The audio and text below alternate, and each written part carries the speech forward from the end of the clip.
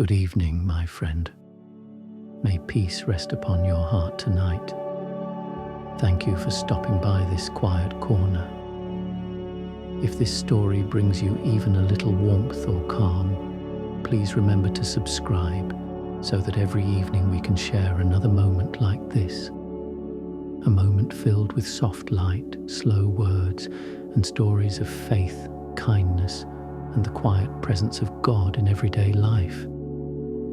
Outside, the sun had just slipped beyond the hills. A faint orange lingered on the old rooftops before fading into blue dusk. Inside a small wooden room, an elderly man sat by the window. On the table lay a warm Bible, a cup of tea breathing faint curls of steam, and a small oil lamp casting golden light across a lace cloth. He sat there as he always did, every evening, when the church bells in the distance began to ring. He did not pray for anything specific. He simply sat and listened.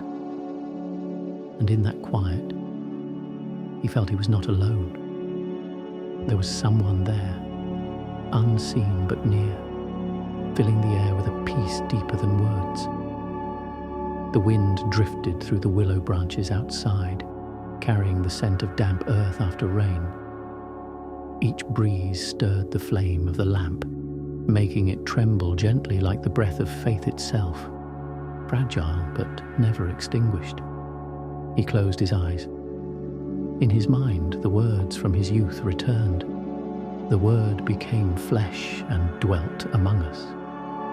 He smiled. For though the years had taken so much, friends, strength, whole seasons of life, that promise remained like a small light that never went out. One evening, a neighbour stopped by with his little grandson. The child looked around the quiet room and asked softly, "Grandpa, is God real? I don't see him anywhere." The old man smiled, rested his hand on the boy's head and whispered, "You don't need to see him with your eyes, child. You'll find him with your heart. When you're kind, when you forgive, when you comfort someone who's sad, that's when he's closest to you." The boy nodded, wide-eyed, as if he had heard something both simple and eternal. Outside, the night wind began to cool. The old man rose to close the window halfway, so the breeze would not be too harsh. It was such a small gesture, but in that motion lived tenderness, care, and a quiet message. Peace begins with small things. Later that night, he read a few verses aloud, not preaching, not performing, just murmuring softly to himself. Whoever walks in the light will never fear the dark. Each word floated gently in the air, like the faint hum of a lullaby. The clock on the wall ticked slowly, and time seemed to pause. Only the lamp and the old man remained, two faithful lights keeping vigil through the night. And if you were sitting there, you might feel it too. You don't need miracles to believe. Sometimes one deep breath, one moment of stillness, one quiet thank you is enough to know he's near. The old man chuckled softly to himself. He remembered his younger years, the mistakes, the pride, the sorrows he never spoke of. But as time passed, he came to see no one reaches the end of life without once being gently held by God, perhaps in the hush between night and dawn, when all is still. Maybe God doesn't always speak, maybe he simply stays, so that we are not alone. And perhaps that is the first miracle of faith. Not water turned into wine, but a heart once heavy becoming light again. Now, whenever someone visits his home, the old man greets them the same way.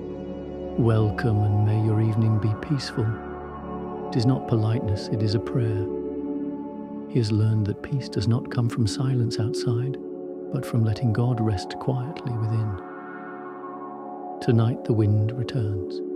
Crickets hum beneath the porch. The lamp still burns, though the oil is nearly gone. He tilts his head toward the sky where the first star has appeared, and he whispers, not sure if anyone hears, "Thank you for letting me live, believe, and love." And somewhere, perhaps far beyond that night sky, a smile answers, soft as breath, quiet as wind against the window pane. The morning came softly, as if the night itself had tiptoed away. Mist clung to the fields and curled around the old wooden fences like a quiet breath of the earth. The village was still half asleep. Only the faint chime of the chapel bell echoed somewhere far off, mingling with the smell of dew and hay. The same old man from last night opened his door. He carried his cup of tea outside, wearing a thick wool sweater that smelled faintly of cedar and soap. Every morning he walked the same path down to the small brook behind his house. He never hurried.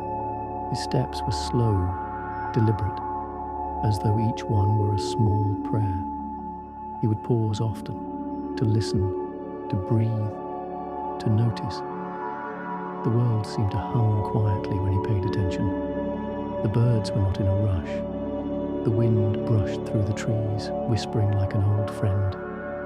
He smiled as sunlight began to filter through the fog, pale at first, then warmer until everything shimmered with a tender gold. "Thank you," he whispered to no one and to God at once. It wasn't a habit or ritual. It was gratitude that had learned to speak on its own, through breath, through stillness, through the soft weight of years. He reached the brook. The water moved slowly, barely making a sound, except for the soft clicking of stones beneath. Once, when he was young, he would come here to fish or think about his dreams. Now he came to remember, not the past itself, but what it felt like to be alive, to be cared for, to be watched over.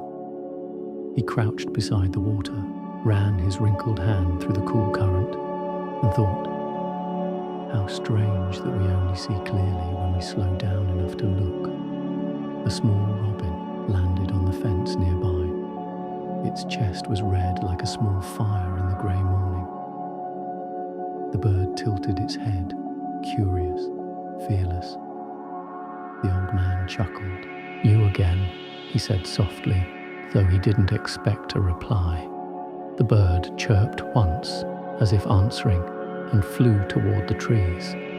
The old man stood there for a while longer, letting the mist lift. Each minute felt longer than it really was, as though time itself had agreed to move gently, to not disturb the peace. When he turned back toward home, he noticed the small things others might overlook. The cobweb sparkling between two reeds, the trail of a snail glistening on a stone, a leaf trembling but never falling. Everything around him seemed fragile, yet full of purpose, and it made him think, maybe life isn't about doing more, but seeing more. Maybe the soul grows not in speed, but in stillness. As he walked, his neighbour, Mrs. Alcott, waved from her porch. She was watering her plants, roses, violets, and a stubborn patch of basil that refused to grow straight. Her grey hair caught the light like silver threads. "Good morning," she called. "Morning," he replied, smiling. "It's a fine day to be alive." She laughed. "Aren't they all, if we pay attention?" He nodded. "Yes, if we pay attention." At the gate, he stopped again to watch the sky. The last of the mist was fading, and sunlight now filled the valley completely. It was a sight so simple, and yet to him it felt like grace. He thought of how easily people chase after miracles, things that shine, or happen suddenly, or change the world overnight. But in that moment, he understood. The truest miracle was this ordinary morning. The fact that breath still moved through his chest, that light still reached the ground, that he still had another chance to say thank you. He whispered it again, this time aloud. "Thank you for today."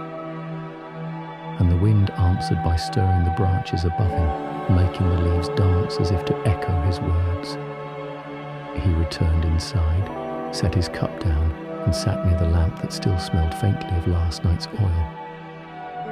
The house was quiet, not empty, but filled with a peace that didn't need sound to exist. He took out his old Bible, not to read it all, but to open it randomly, to let his heart find what it needed. His eyes fell on a verse he had long forgotten. Be still and know that I am God. He exhaled. It wasn't just a command, it was an invitation to slow down, to stop running, to remember that even in the quietest mornings he is there. The clock ticked again. Outside, the first carriage of the day rolled past the road, wheels crunching softly on gravel. The old man closed his eyes, folded his hands and smiled. He knew that faith was not something distant or grand. It was as near as his breath, as real as this light, as gentle as mist rising after dawn. It did not shout, it did not demand. It only waited for a heart willing to listen. And so, as another day began, he decided once again to walk slowly, to notice and to give thanks for the small things that make life holy. The word among us evening came again, soft and golden, as if the sky itself remembered kindness. The mist of morning had long gone, but its calmness lingered in the air. The old man sat outside his cottage carving a small piece of wood, a habit he had picked up to keep his hands busy while his thoughts wandered toward prayer. The village road was quiet, only the sound of crickets and an occasional cartwheel rolling slowly home. From somewhere down the hill came the smell of fresh bread cooling by a window. He smiled. It was the kind of smell that could make a house feel like heaven. He wasn't a preacher, not even much of a talker. But sometimes the neighbors would stop by for advice, or just to sit in silence beside him. They said there was something about his presence, something steady, something that made them breathe easier. He never claimed to have answers. He only knew how to listen. One evening, Mrs. Alcott came again. She held a letter in her hand, sealed with a trembling edge. "My son hasn't written in months," she whispered, sitting down beside him. The old man said nothing. He simply poured her a cup of tea, the steam rising between them like a fragile curtain. They sat in silence, two souls sharing the same ache, one for her child, one for the world's quiet suffering. After a while, he said softly, "When we can't reach them, love still can." She looked at him, eyes wet, and nodded. That was all. No sermon, no advice. Just truth, simple and enough. Later that night, after she left, he looked up at the stars. They seemed closer somehow, as if the sky itself leaned down to listen. He thought of those words. The Word became flesh and dwelt among us. How easily people forget that. They think God lives only in churches behind stained glass and old hymns. But the old man had seen him in far humbler places, in the worn hands of a neighbor offering bread, in the tears wiped away by a stranger, in the soft laughter of a child chasing fireflies. He had come to believe that every act of kindness was a small translation of that word, silent but living, carried out through ordinary people who chose gentleness instead of noise. When he went back inside, he lit the lamp again. The flame flickered just as it had the night before. Its light brushed across the old photographs on the wall. His late wife smiling beside a field of sunflowers. His daughter as a young woman holding a basket of apples. He touched the frame gently, as if it were skin. "You're still here," he whispered. In the stillness, he could almost feel her answer, not in words, but in that warm hush that fills a room when love refuses to die.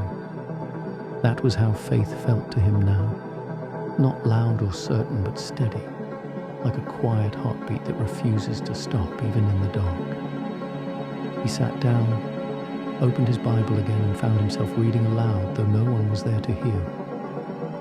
Whoever loves knows God, for God is love. The words filled the room like soft light filling water. He paused between each phrase as if tasting them, letting them dissolve slowly in the silence. And in that moment, the distance between heaven and earth felt small, smaller than the width of a breath. Outside, a few lights still burned in other houses, windows glowing like tiny lanterns against the dark. He imagined each one as a prayer. Some whispered in joy, others in pain, but all drifting upward like the same small flame. He wondered if that's what it meant for the word to live among us, not far away, not untouchable, but here in every house that still dared to love. A dog barked in the distance. The church bell rang once. The night deepened. He leaned back in his chair, the wood creaking softly beneath him, and closed his eyes. He thought about how even now the world was full of people trying to do good, quietly, without notice. Nurses staying late at a bedside, mothers forgiving children who never said sorry, men waking before dawn to work for those they love. They were all in their own way the hands and voice of that word, tender, unseen, faithful. The oil in his lamp began to fade. Shadows reached gently across the floor. He whispered once more, this time not as prayer, but as realization. The word still walks among us every time we choose love over fear. He sat there until the flame went out, and for a moment the darkness felt vast.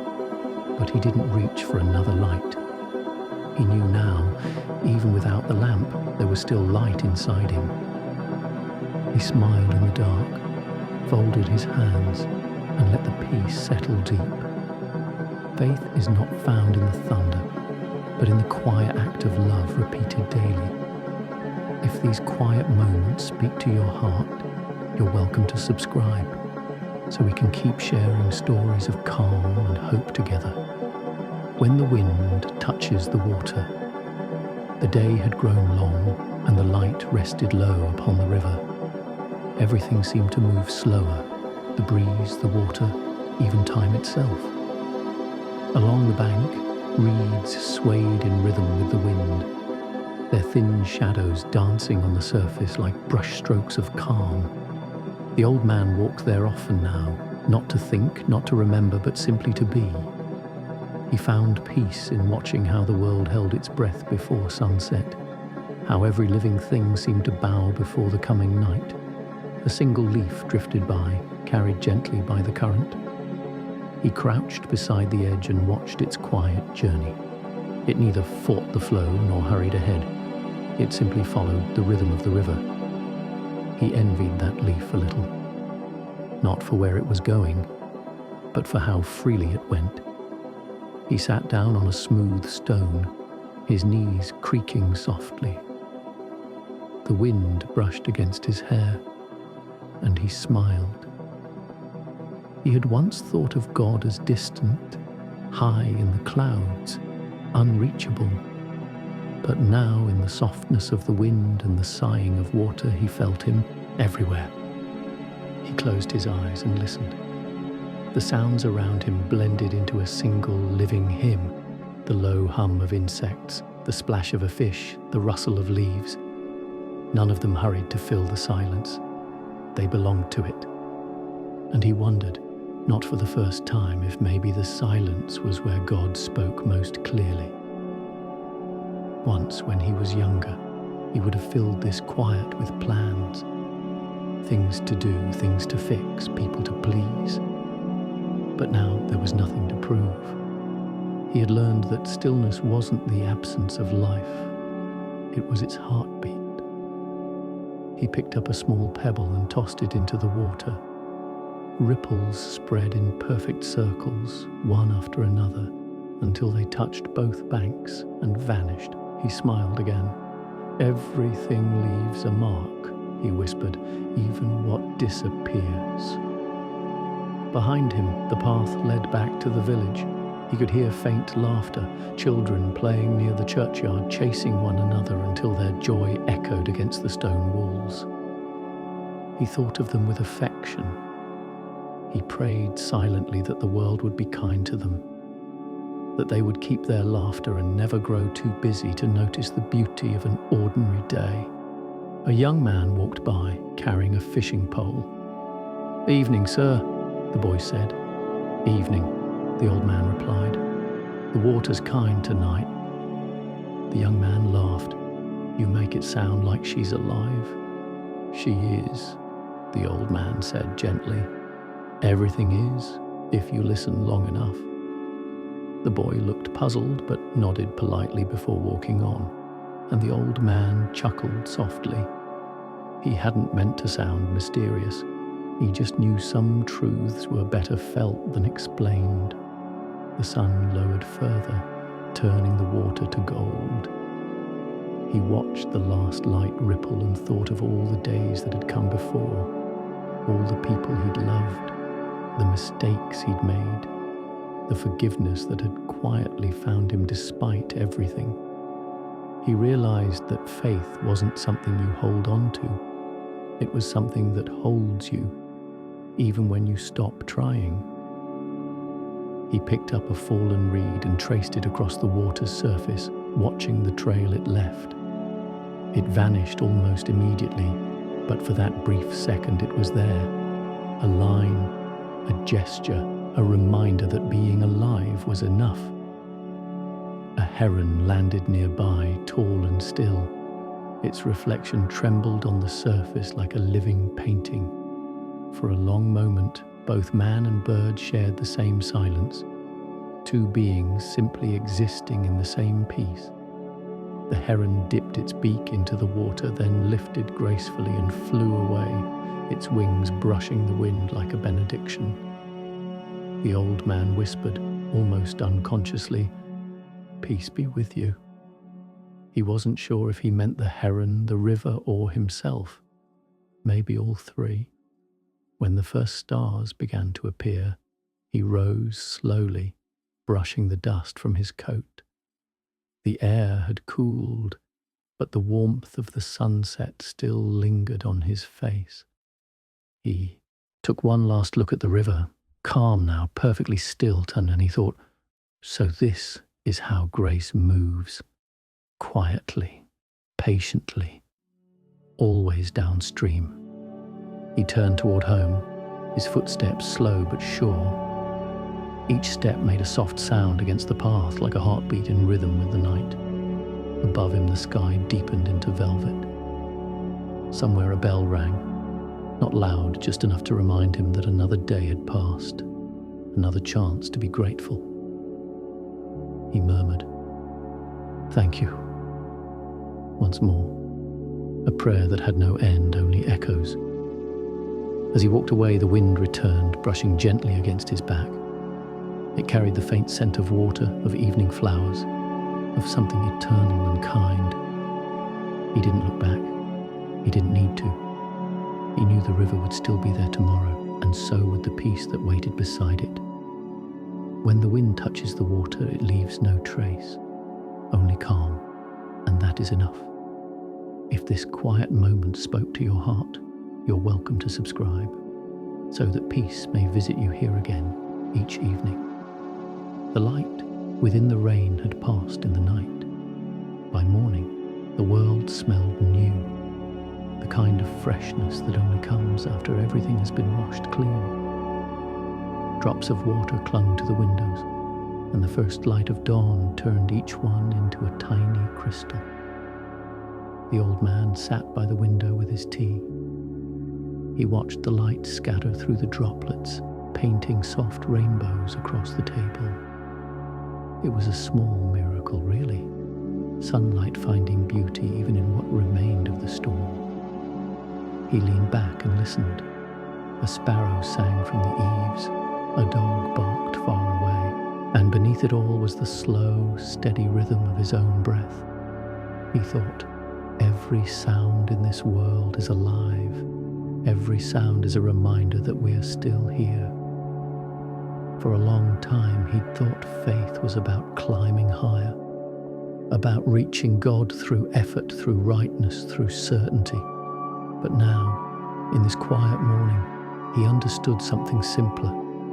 Faith was not climbing. It was resting. It was allowing light to enter, even when you felt undeserving. Later that day, a knock came at the door. It was a boy from the village carrying a small basket of apples. "My mother sent these," the boy said shyly. The old man smiled. "Tell her thank you. They look perfect." The boy shrugged. "She said they weren't good enough to sell. Too small." The man took one and held it to the light. Its skin glowed red gold, warm as sunset. "They're not too small," he said. "They're honest. That's better."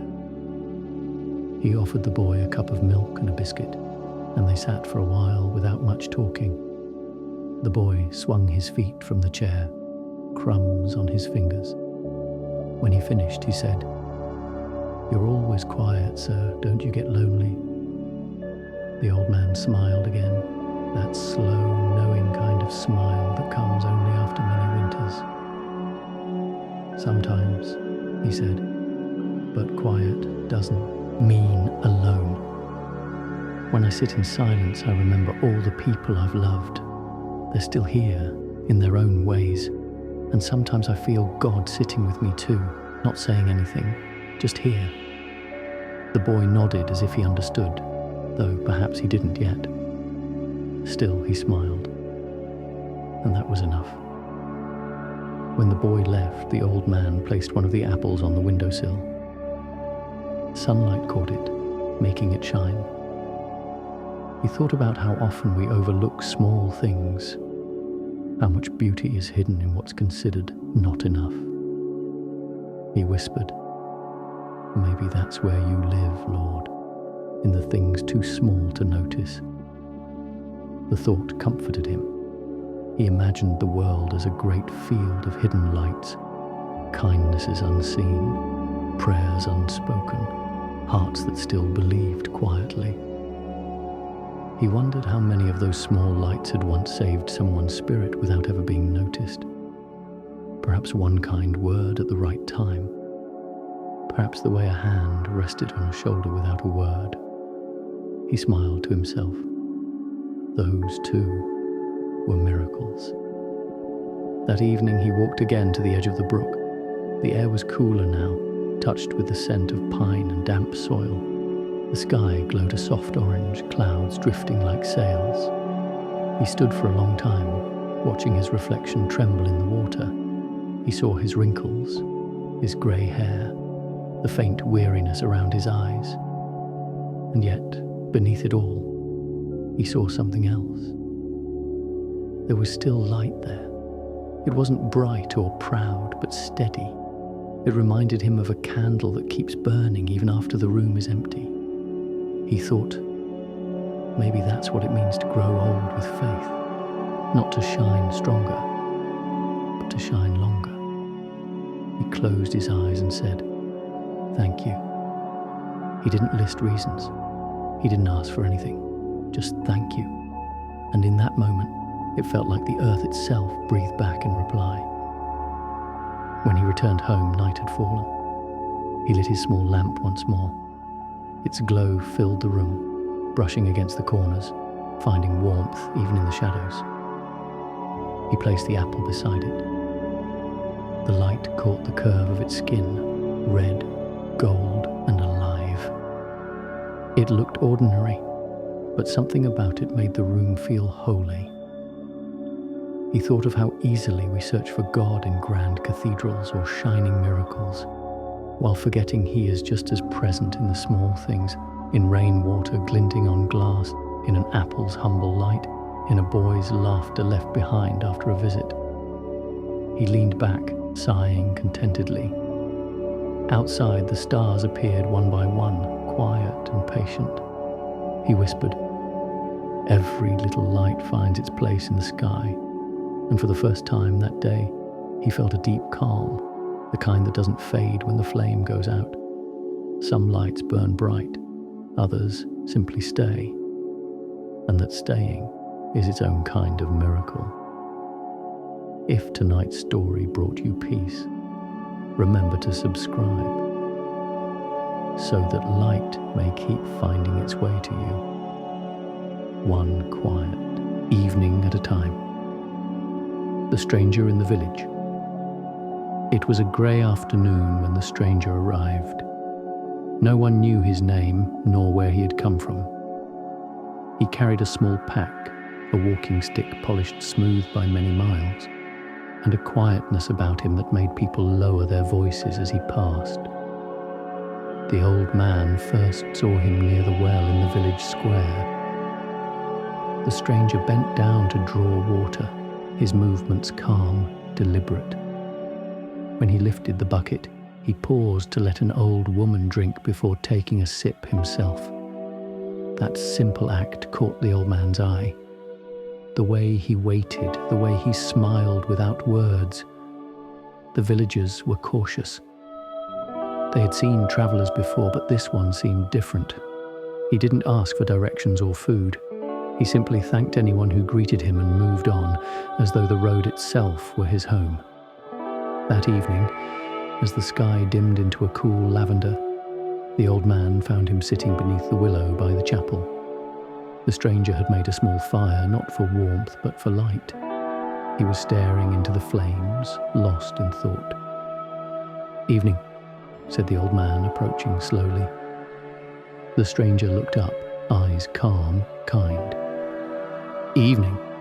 His voice was low, steady, the kind that made you want to listen. "Not many travellers stop here," the old man said. "I don't stay long anywhere," the stranger replied. "Just long enough to remember the sound of the wind." The old man smiled. "That's a fine thing to remember." They sat together for a while, not speaking much.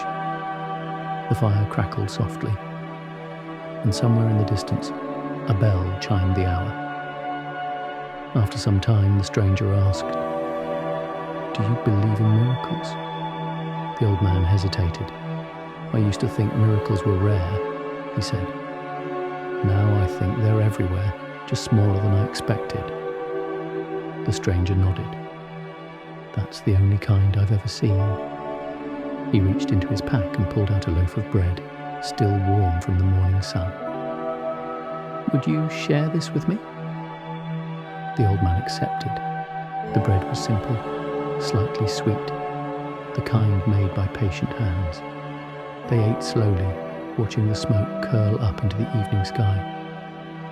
For a long time, neither spoke. Then the stranger said quietly, "You know, sometimes a miracle isn't something that changes the world. It's something that changes the heart." The old man looked at him and saw something in his eyes, something ancient and tender, like the look of someone who had seen too much sorrow and chosen kindness anyway. He asked, "And what brings you this way?" The stranger smiled faintly. "A promise to walk until I remember what peace feels like." The old man nodded. "Then you've come to the right place." Later that night, the stranger helped carry firewood to the widow Alcott's house. He mended her broken door without being asked. He drew water for the baker, fed the dog that waited outside the inn, and thanked everyone he met.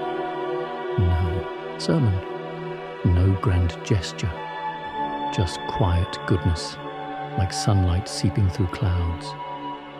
By the next morning, word had spread. "Who is he?" the children asked. "No one knows," said the blacksmith. "But he's kind," added the butcher's wife. "He helped me fix the stall before dawn." And just like that, kindness began to ripple through the village. People smiled more, shared more. The air itself seemed lighter. When the old man awoke the next day, the stranger was gone. No footprints on the road, no pack, no trace, only the smell of ash near the chapel and a small piece of bread left on the stone ledge wrapped in cloth. He unfolded it and found a note inside, written in a simple, uneven hand. Peace is not found. It is shared. The old man stood there for a long time, the morning sun warm on his face. He thought about how one quiet traveller, in a single day, had stirred something sacred among them, not through words, but through the way he noticed others, the way he waited, the way he gave. Maybe that was the miracle. Not that someone extraordinary had visited, but that ordinary hearts had begun to open. That evening, as he sat by the window, the old man whispered, "Thank you for sending someone to remind us that goodness still walks these roads." The wind rustled through the willows, gentle as breath. He closed his eyes and let the peace linger. And in the distance, just before sleep took him, he could almost hear footsteps fading into the night. Steady, kind, unhurried. Sometimes the greatest miracle is simply the kindness that stays when the stranger moves on. If this story brought you a little peace, you're welcome to subscribe, so these quiet walks of faith can continue night after night. The smile of the blind man. The old man first noticed him by the chapel gate, an elderly beggar with clouded eyes and a soft, patient smile. He sat on a wooden stool each morning, facing the rising sun, though he could not see it. In his lap rested a small tin cup that held little more than the sound of passing coins. Most people hurried by. They greeted him kindly, sometimes dropped a coin but never lingered. He never asked for anything more than what was freely given. His voice when he spoke was low and peaceful, like someone who had long since made peace with silence. One morning, the old man stopped beside him. "Good day, friend," he said. The blind man tilted his head, listening. "Good day to you, sir. The wind smells of rain today, doesn't it?" The old man smiled. "It does. You can tell that just from the air." "Oh, yes." The blind man chuckled softly. "The wind always carries news, if you learn how to listen." The old man sat on the step beside him. For a while, they said nothing. The village square hummed around them, children chasing each other, horses clopping over cobblestones, a bell ringing the late hour. But beside the blind man, the noise seemed to soften, as if the world itself slowed down to his rhythm. The blind man reached into his pocket and pulled out a small wooden carving, a bird roughly shaped but smooth from being held so often. "I carve these when I can't sleep," he said. "I like how the wood changes beneath my hands. It's a bit like faith. You don't see it forming, but you feel it becoming." He handed the bird to the old man. The wood was warm, simple, and somehow full of life. "Do you sell them?" the old man asked. The blind man smiled. "No, I give them. Every time I finish one, I pray someone will take it home. Maybe it will remind them that even unseen hands can make something beautiful." The old man looked down at the carving, humbled.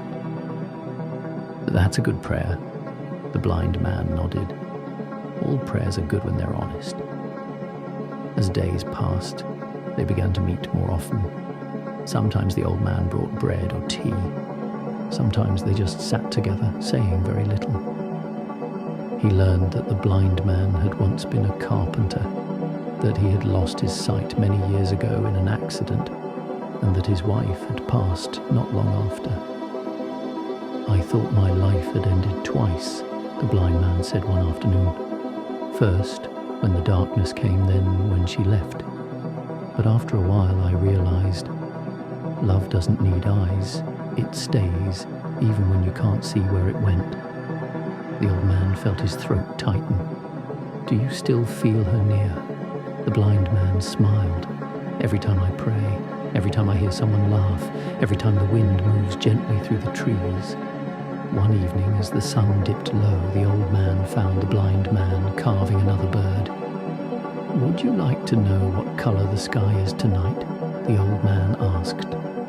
The blind man shook his head with a grin. "No need. I can feel it. It's quiet light, the kind that makes you whisper without knowing why." The old man laughed softly. "You speak as if you still see everything." "I do," said the blind man, "just differently. Light isn't only what the eyes can catch. Sometimes it's what the heart keeps." He paused, hands still working the wood. When people lose something, they think God has turned away. But maybe He's just teaching us to look in new directions. The old man said nothing for a while. He only watched the gentle motion of the man's hands, sure, steady, full of grace. And in that moment, he understood something he hadn't before. Faith wasn't sight. Faith was trust. The quiet courage to believe that light still exists, even when the eyes are closed. When the carving was finished, the blind man handed it over, another small bird, wings outstretched. "For you," he said. The old man took it carefully, as though holding something sacred. "Thank you. It's beautiful." "It's simple," said the blind man, "but beauty is always simple." They said goodbye as the first stars appeared. The old man walked home, the wooden bird in his pocket. It felt alive somehow, warm, almost breathing. He thought about the man sitting alone by the chapel, smiling into the darkness, listening to the world sing around him. And he realized maybe that was what faith truly was. Not seeing the light, but never doubting that it's there. That night he placed the carving on his bedside table beside the lamp. He turned off the light and let the room go dark. Yet even in the darkness, he could feel the quiet presence of something bright, something unseen, but deeply known. He whispered, "Thank you for the light that stays, even when I cannot see it." Outside, the wind carried the faint sound of the chapel bell, slow, steady, eternal. Some eyes cannot see the sun, yet they never stop walking toward the light. If this quiet story touched your heart, you're welcome to subscribe, so we may keep walking toward the light together, one peaceful night at a time. The bread that never runs out. The first snow of winter came quietly, as though heaven had decided to whisper instead of shout. It dusted the roofs of the small village, softened the world into silence, and made every step sound like forgiveness. The old man woke early that morning. The fire in his hearth had nearly died, and the cold crept gently through the cracks of the old cottage walls. He stirred the embers back to life and watched as orange light bloomed again, fragile at first, then warm and alive. He reached for the small loaf of bread left from the night before. There wasn't much, just enough for a meal, but he smiled anyway. "It's enough," he murmured, and bowed his head in thanks before breaking it in two. He kept one half for himself and wrapped the other in a piece of cloth. Someone somewhere might need it more. Outside, the snow fell in slow, thoughtful flakes. The air smelled of pine and smoke. He stepped onto the quiet road and began his walk toward the chapel. Each step left a mark that would soon be covered again, like a reminder of how brief our traces are and how gentle they should be. At the edge of the square, he saw the baker's shop, its window dim, the oven cold. Inside, the baker sat with his head in his hands. "Morning," the old man greeted softly. The baker looked up, weary-eyed. "Morning."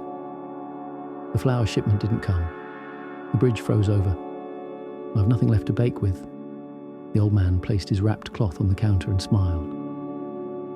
"Then take this. Half a loaf, still warm from yesterday." The baker protested. "I can't take your food, sir." But the old man only said, "You'll bake again tomorrow. I'll manage today." Something in his tone silenced argument. The baker hesitated, then took the bread as if holding something far more precious than food. "Thank you," he whispered. "You've given me more than you know." The old man nodded. "We all share the same hunger, friend, the hunger for hope." When he left the shop, snow had thickened. The streets were nearly empty now, just the soft sweep of white upon white. He turned toward the orphanage near the chapel. Inside, he could hear laughter and coughing mixed together. The sound of too many children in too little space. Sister Marianne opened the door, her face flushed from the cold. "You shouldn't be out in this weather," she said. "I had a feeling you might need something warm," he replied. "I'll help light your stove." Together they stacked the kindling and coaxed the fire to life. The children gathered near, eyes wide, hands outstretched. The smallest girl tugged gently on his coat. "Mister, will it snow forever?" she asked. He smiled, crouching down. "No, little one. Snow only stays long enough to remind us that the world can still be clean." She thought for a moment, then said, "I like when it shines." "So do I," he whispered. Before leaving, Sister Marianne pressed into his hand a small piece of bread. "For your walk home," she said. He looked at it, not the same loaf he had given, but fresh, warm, fragrant. He smiled softly. "It never runs out, does it?" She looked puzzled. "What doesn't?" "The bread," he said. "The kind we share." As he walked home, the sky began to glow with the faintest gold. The snow still fell, but now each flake looked touched by light. He passed the chapel and paused beneath its bell tower. There, sitting on the steps, was the blind man, smiling, carving something small from a piece of wood. "You're out early," said the old man. "I could hear the snow," the blind man replied, grinning. "Sounds softer than rain, doesn't it?" The old man laughed gently. "It does indeed." He offered him the piece of bread. "Here, for breakfast." The blind man took it with both hands. "And now it multiplies again," he said quietly. "You give, it comes back, and it never ends." The old man nodded. "Yes, like light shared between candles." When he reached home, he found a small basket waiting at his door, filled with apples, cheese, and another loaf of bread. There was no note, no name, only the quiet kindness of someone who had remembered. He stood there for a long time, snow melting on his shoulders, heart full. He whispered, "This is how you work, isn't it, Lord?" Quietly, through hungry hands that learn how to give. He brought the basket inside, placed one apple on the table, and broke the bread again, half for himself, half wrapped in cloth. Tomorrow, someone else might need it. The fire burned brighter that evening, as if it too knew the secret, that love once given grows instead of shrinking. That night, as the snow continued to fall, the old man sat near the fire with the warmth of bread and prayer between his palms. He thought about the stranger who had passed through, about the blind man's smile, about the children laughing by the stove. Each moment, each act, was a thread in something much larger, a tapestry of unseen grace, woven not with miracles of thunder, but with quiet ones of kindness. He closed his eyes and whispered, "Give us this day our daily bread, and teach us to share it again and again." The room grew still, save for the faint crackle of fire. And in that stillness he felt it, not a voice, not a sign, but a peace so full it filled every empty space. Outside, the snow fell on the roofs of the sleeping village. Inside, one small light burned, steady and golden, like the heart of something eternal. The bread of heaven never runs out. It multiplies in every act of giving. If this story warmed your heart tonight, you can subscribe, so each evening we may share another piece of quiet grace together. The lamp by the window nights came earlier now. The sky seemed to fold itself into darker shades each evening, and the village lights appeared like tiny embers against the cold. The old man always lit his lamp before sunset, a small habit, a kind of promise to the coming night. The lamp sat by the front window, its glass a little fogged, its flame soft and golden. Some evenings he would watch it flicker and think of all the people who might be walking home under the same sky. Shepherds returning from the hills, widows closing shutters, the baker kneading dough for morning bread. He imagined the lamp's light spilling gently onto the snow, reaching farther than he could see. "May it guide someone," he whispered once, "even if they never know it came from here." He never thought of it as much, just a quiet ritual. But over time it became something more, a silent conversation between his home and the world outside. One evening, as frost gathered on the glass, he noticed movement beyond the gate. A young woman stood there shivering, her coat too thin for winter.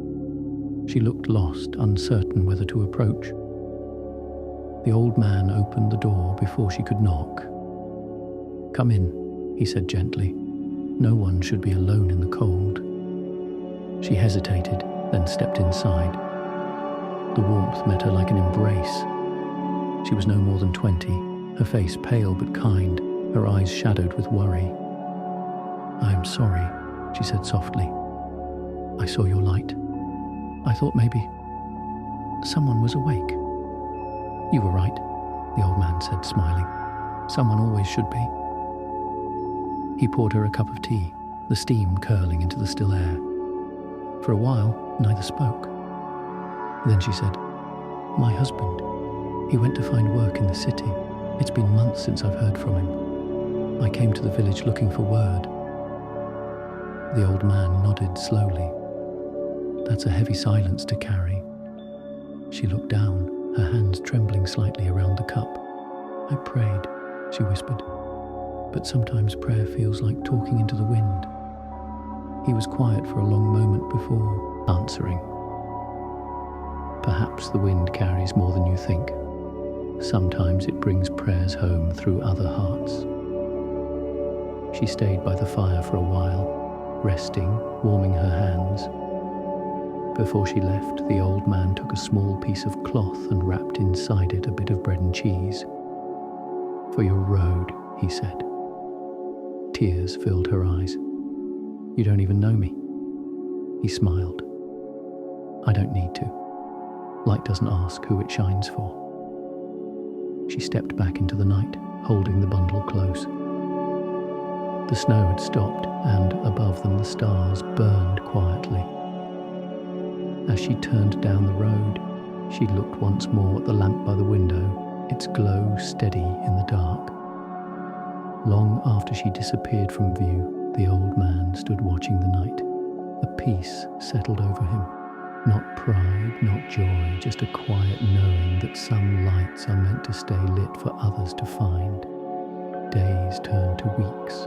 The lamp continued to burn each evening, sometimes for strangers, sometimes simply for the comfort of its glow. The villagers began to notice. Children would whisper, "That's the house with the light that never goes out." Fishermen coming home late said they looked for it across the frozen fields, like a star at ground level. Once, Sister Marianne mentioned it to him after morning prayer. "Your lamp has become a sign," she said with a smile. "People say it gives them hope." The old man shook his head, amused. "It's just a flame, sister." She nodded gently. So was the first light that ever burned. That night, he cleaned the lamp's glass carefully and trimmed the wick. When the flame rose again, he thought of her words and smiled. So was the first light, he murmured. And look what it became. One bitter night in January, a fierce wind swept through the valley. The snow came sideways sharp as salt, and the roofs groaned under the weight.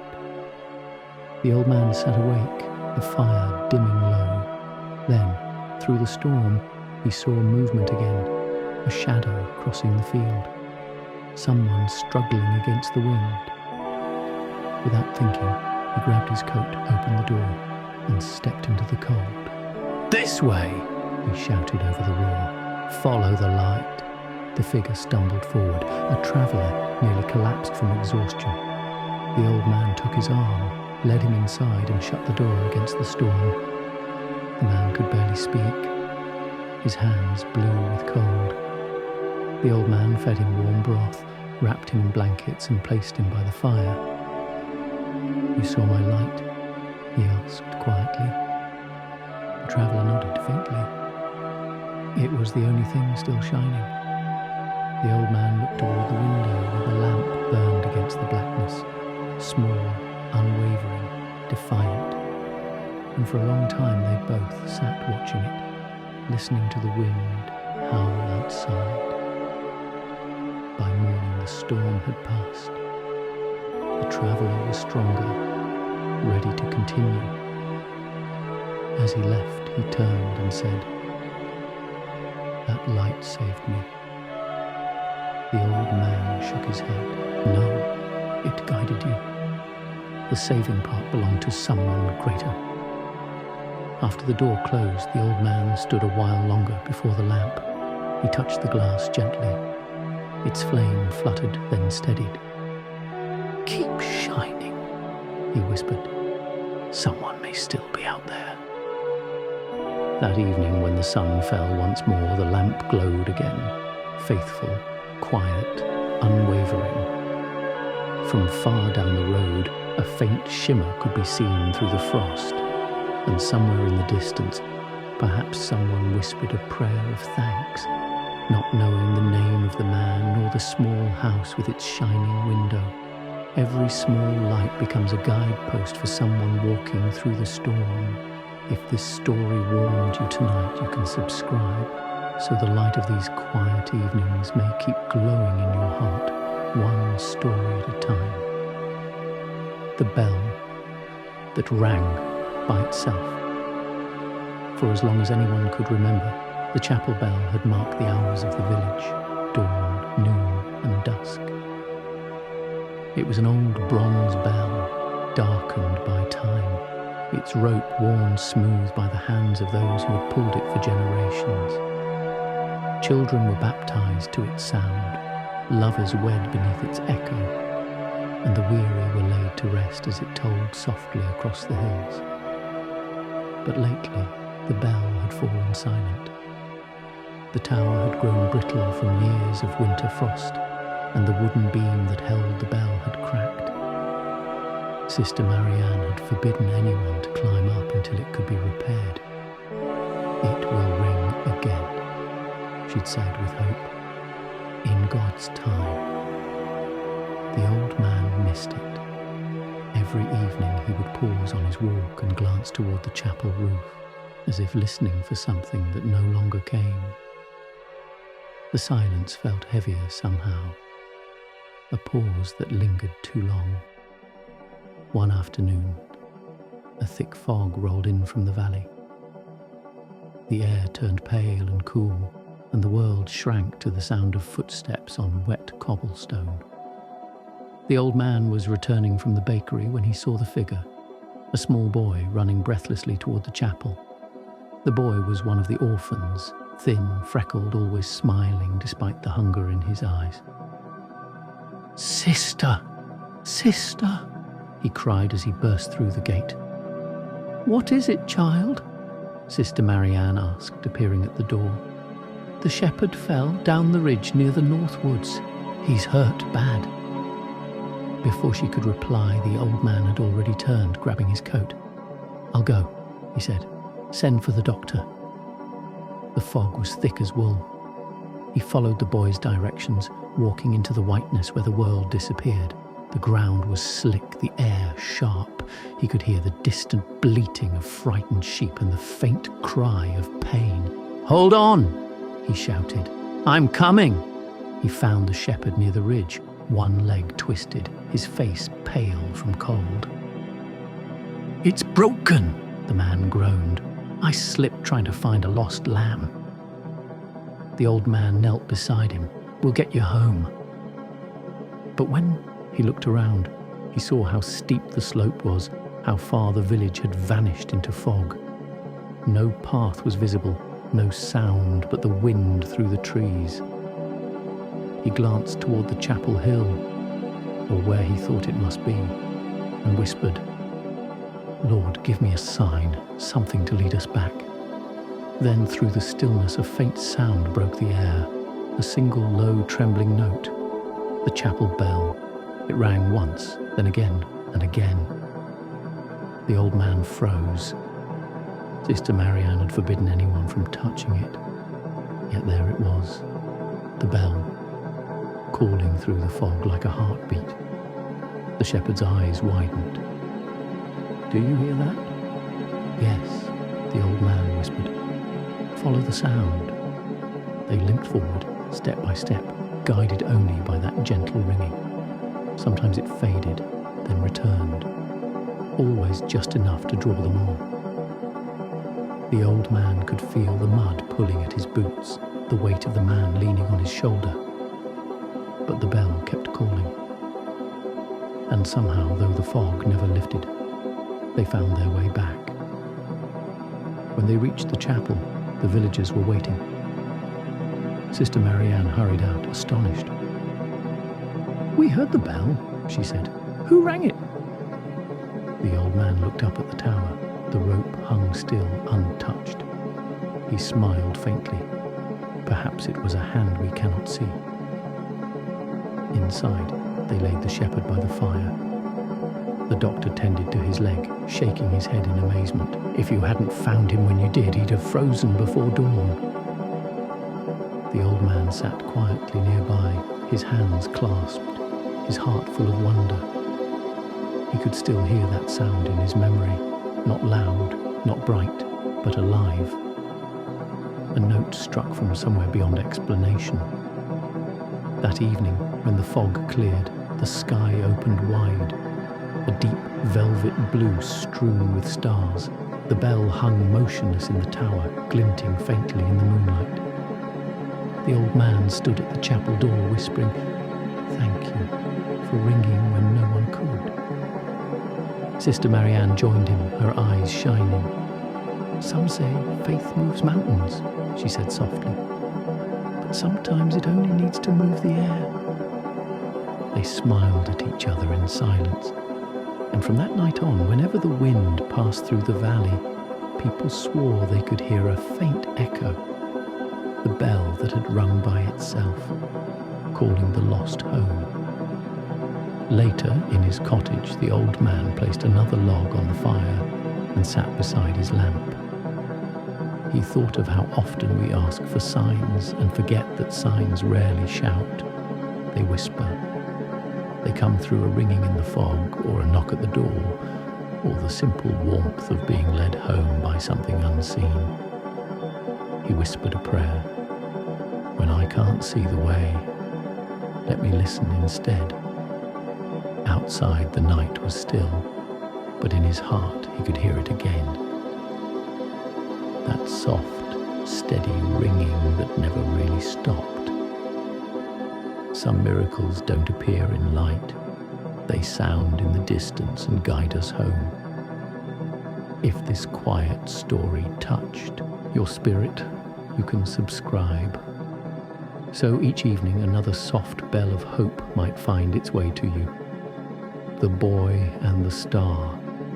Jarwinter began to loosen its hold.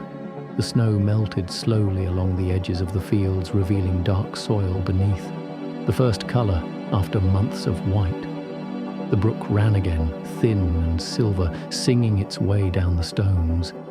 The old man could feel it in his bones, that slow turning of seasons, that whisper of promise that comes when the earth starts breathing again. One afternoon he walked down the lane toward the river. The sky was pale blue, the kind that feels wide enough for prayer. On the road ahead, he saw a small boy crouched by a patch of melting snow. The child was maybe 8 or 9, his coat too big, his hair wild with wind. "What are you doing out here, lad?" the old man asked. The boy looked up, grinning. "I'm catching stars," the old man chuckled. "Stars? In the middle of the day?" "Yes," the boy said proudly, holding up a glass jar half filled with water. Tiny bits of light danced inside, reflections from the sun striking the melting ice. "See? They fall into the jar when the snow melts." The old man knelt down, smiling at the sight. "That's quite a treasure you have there." The boy nodded seriously. "I keep them for the nights that feel too dark. My mother says stars never really go away, they just hide until we need them." Something in those words made the old man's heart stir. He looked at the child, the open face, the innocent certainty, and felt a memory rise like spring itself, a memory of when faith had once felt that simple. The boy introduced himself as Eli. His mother worked at the small laundry near the market, long hours for little pay. "She gets tired," he said, "so I bring her light. It helps her smile again." The old man walked with him to the village, the jar glowing faintly in the sun. "Your stars," he said softly. "They remind me of something." "What?" Eli asked. The old man thought for a moment. "Of prayers. You can't always see what they do, but they shine somewhere, waiting for the right time." Eli grinned. "Then I have a jar full of prayers." They both laughed, and for a brief, beautiful moment, it felt as though laughter itself was a form of worship. Weeks passed, and the boy became a small, bright part of the old man's days. Sometimes Eli would come by after school, knocking on the door with that jar in his hands. Together they'd sit near the fire, the jar on the table between them. The water caught the lamplight, scattering tiny sparks across the walls. One evening the old man asked, "What happens when the light fades?" Eli shrugged. "Then I go out and catch more." The old man smiled, touched by the simplicity. "I see. You never stop gathering." "Of course not," the boy said. "There's always enough light somewhere." And those words, "there's always enough light somewhere," stayed with him long after the boy had gone home. But then came a day when the boy didn't appear. The wind blew hard from the east, carrying the smell of rain. The old man waited, watching the path grow darker. By evening, worry had settled in his chest. He put on his coat and walked to the laundry. There he found the boy's mother, her eyes red with tears. "Eli's taken ill," she said softly. "The doctor says it's his lungs, the damp air." She tried to continue, but her voice broke. The old man rested a hand on her shoulder. "I'll pray," he said gently, "and I'll keep the lamp burning." That night he placed his lamp by the window again, but this time beside it, he set a jar of his own. He filled it with water, placed a candle behind it, and watched as the light danced within. It looked almost alive, like the stars Eli had once caught. He whispered, "Shine for him. Help him find his way through this darkness." For days the boy lay in fever. The village prayed quietly. Sister Marianne visited each morning. The old man brought warm soup and sat in the corner saying little. Then, one dawn, when the light was barely grey, he saw movement at the edge of the bed. Eli's hand was reaching weakly toward the window. "What is it, lad?" he asked softly. "The stars," the boy whispered. They're coming back." The old man followed his gaze. The sky outside was clearing, and a single bright star burned low on the horizon. He smiled through tears. "Yes, Eli, they're coming back." Weeks later, spring fully arrived. The air smelled of wet earth and lilac. Eli was walking again, thin but smiling. He came to the old man's door one evening, carrying the same jar, this time filled not with water but with tiny white flowers. "I couldn't catch the stars today," he said, "so I brought you their cousins." The old man laughed, his eyes wet. "They shine just as well." They sat together by the fire, the flowers glowing faintly in the lamplight. The boy leaned his head against the old man's arm and said quietly, "When I grow up, I want to be like you." The old man's voice trembled. "Then promise me one thing, Eli." "What's that?" "Never stop gathering light, for yourself and for others who forget where to look." Eli nodded solemnly. "I promise." That night, after the boy had gone, the old man placed the jar of flowers beside his lamp. The petals caught the light, shining like stars reborn. He thought about how the smallest hands can carry the brightest hope, and how sometimes God entrusts his miracles to children because only they still believe the impossible is ordinary. He whispered into the quiet, "Thank you for every light that returns when the world seems dark." And outside, the first fireflies of spring began to glow, tiny living echoes of Eli's jar. The heart that keeps gathering light will never be left in darkness. If this story brought you a little light tonight, you can subscribe, so we can keep walking together through quiet stories of faith and warmth. The prayer in the rain. The rain began before dawn, soft at first like a lullaby on the roof. It had been weeks since the earth had tasted water, and now it drank deeply, gratefully. The old man woke to the sound, lying still for a while, letting the rhythm wash through him. There was something holy about rain. It came without asking, fell on everyone alike, and turned even the hardest ground tender again. He rose slowly, lit the fire, and watched droplets race each other down the window pane. Outside, the garden bent under the weight of water. The world had turned silver, blurred, forgiving. He wrapped his shawl around his shoulders and stepped outside, careful on the slick stones. The air smelled of wet pine and smoke. His boots sank softly into the mud, each step making a sound like a heartbeat. And under the steady fall of rain, he felt the familiar ache of time, of years gone, faces faded, prayers whispered and forgotten. He whispered, "Maybe that's what you sound like, Lord. Not thunder, not wind. Maybe you sound like rain." By mid-morning, the streets were quiet. The children had stayed home. Even the baker's door was shut. The only movement was a figure near the chapel, Sister Marianne, gathering fallen branches from the path. The old man walked to her, umbrella in hand. "You'll catch cold," he said gently. She smiled, hair damp with rain. "And miss a day like this?" "Never." She handed him a small branch of willow.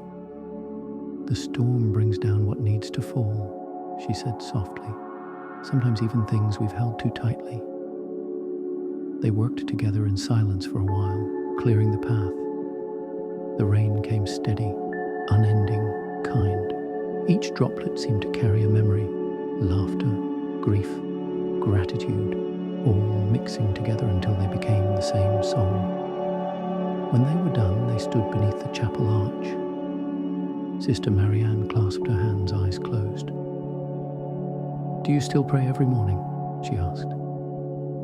"I do," he said, "though lately it feels quieter, like the words fall before they reach the sky." She smiled. "Then maybe they're falling closer to where they're needed." The rain fell harder and her voice softened. prayer isn't about being heard, it's about staying open. He nodded, letting the words settle deep. That afternoon he walked to the bridge where the brook crossed under the road. The water rushed high from the rain, swirling and restless.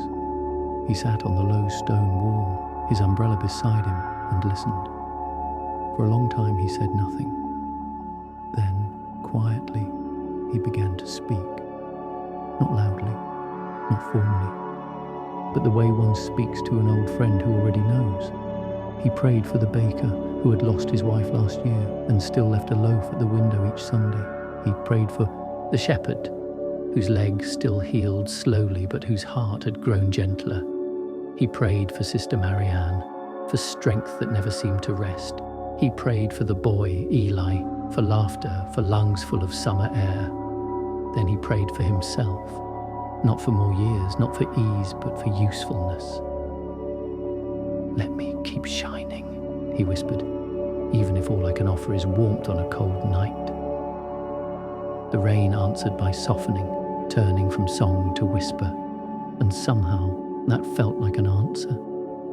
As evening came, he walked home through puddles that reflected the pale glow of lamps.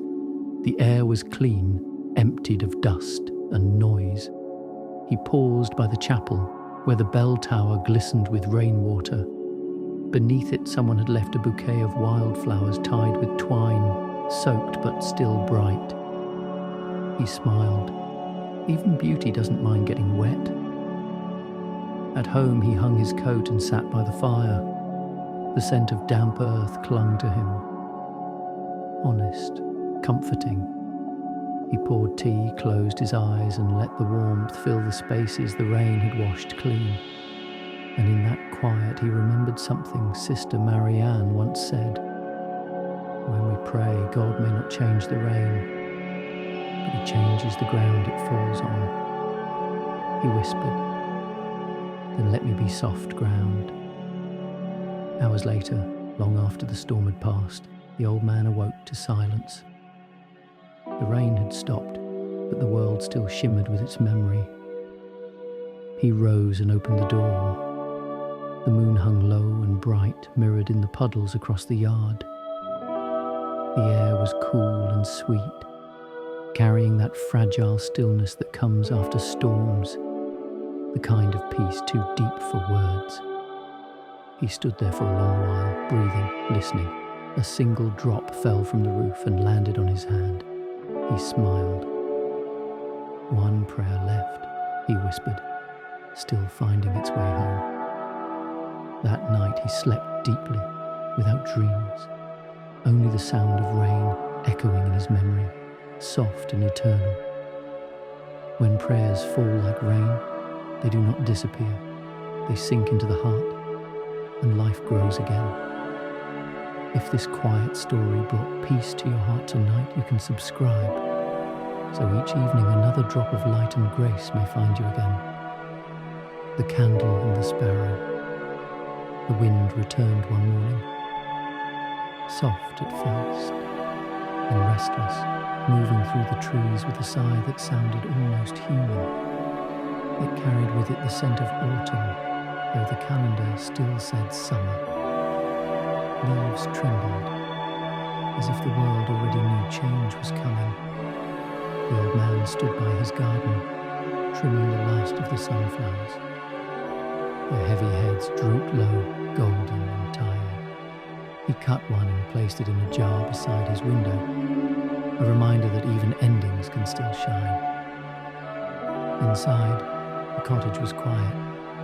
On the table, his small candle waited, its wick blackened from the night before.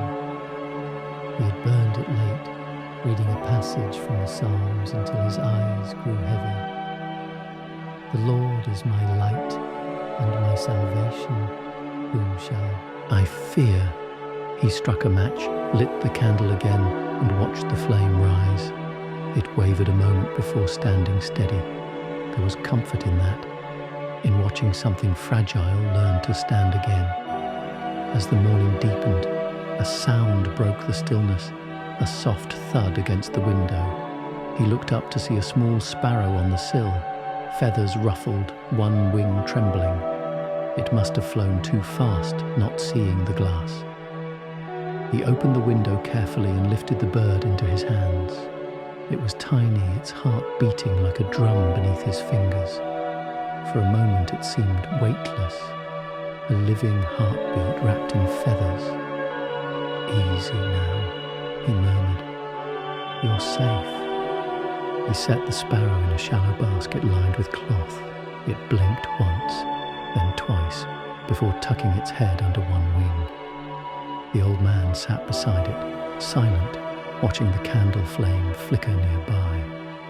The two small lives, one of wax and fire, the other of breath and wing, seemed to mirror each other, fragile, trembling, but full of stubborn light. He whispered, "You and I, little one, we both know what it is to keep going." The day passed slowly. Rain came and went. The bird rested.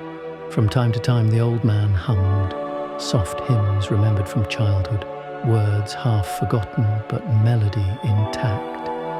He thought about how much life resembled a candle, how it gave itself away just to bring warmth to others. He remembered the people he'd loved and lost, his wife, whose laughter still seemed to echo in quiet rooms, his daughter grown and far away, friends whose names lived now only in prayer. Each memory felt like a small flame, brief, beautiful, and worth keeping alive. He rose, poured tea, and returned to the table. The sparrow stirred, lifting its head. It blinked at the candlelight as though it recognized something familiar. "There now," the old man said softly. "Still here." By evening the rain had stopped.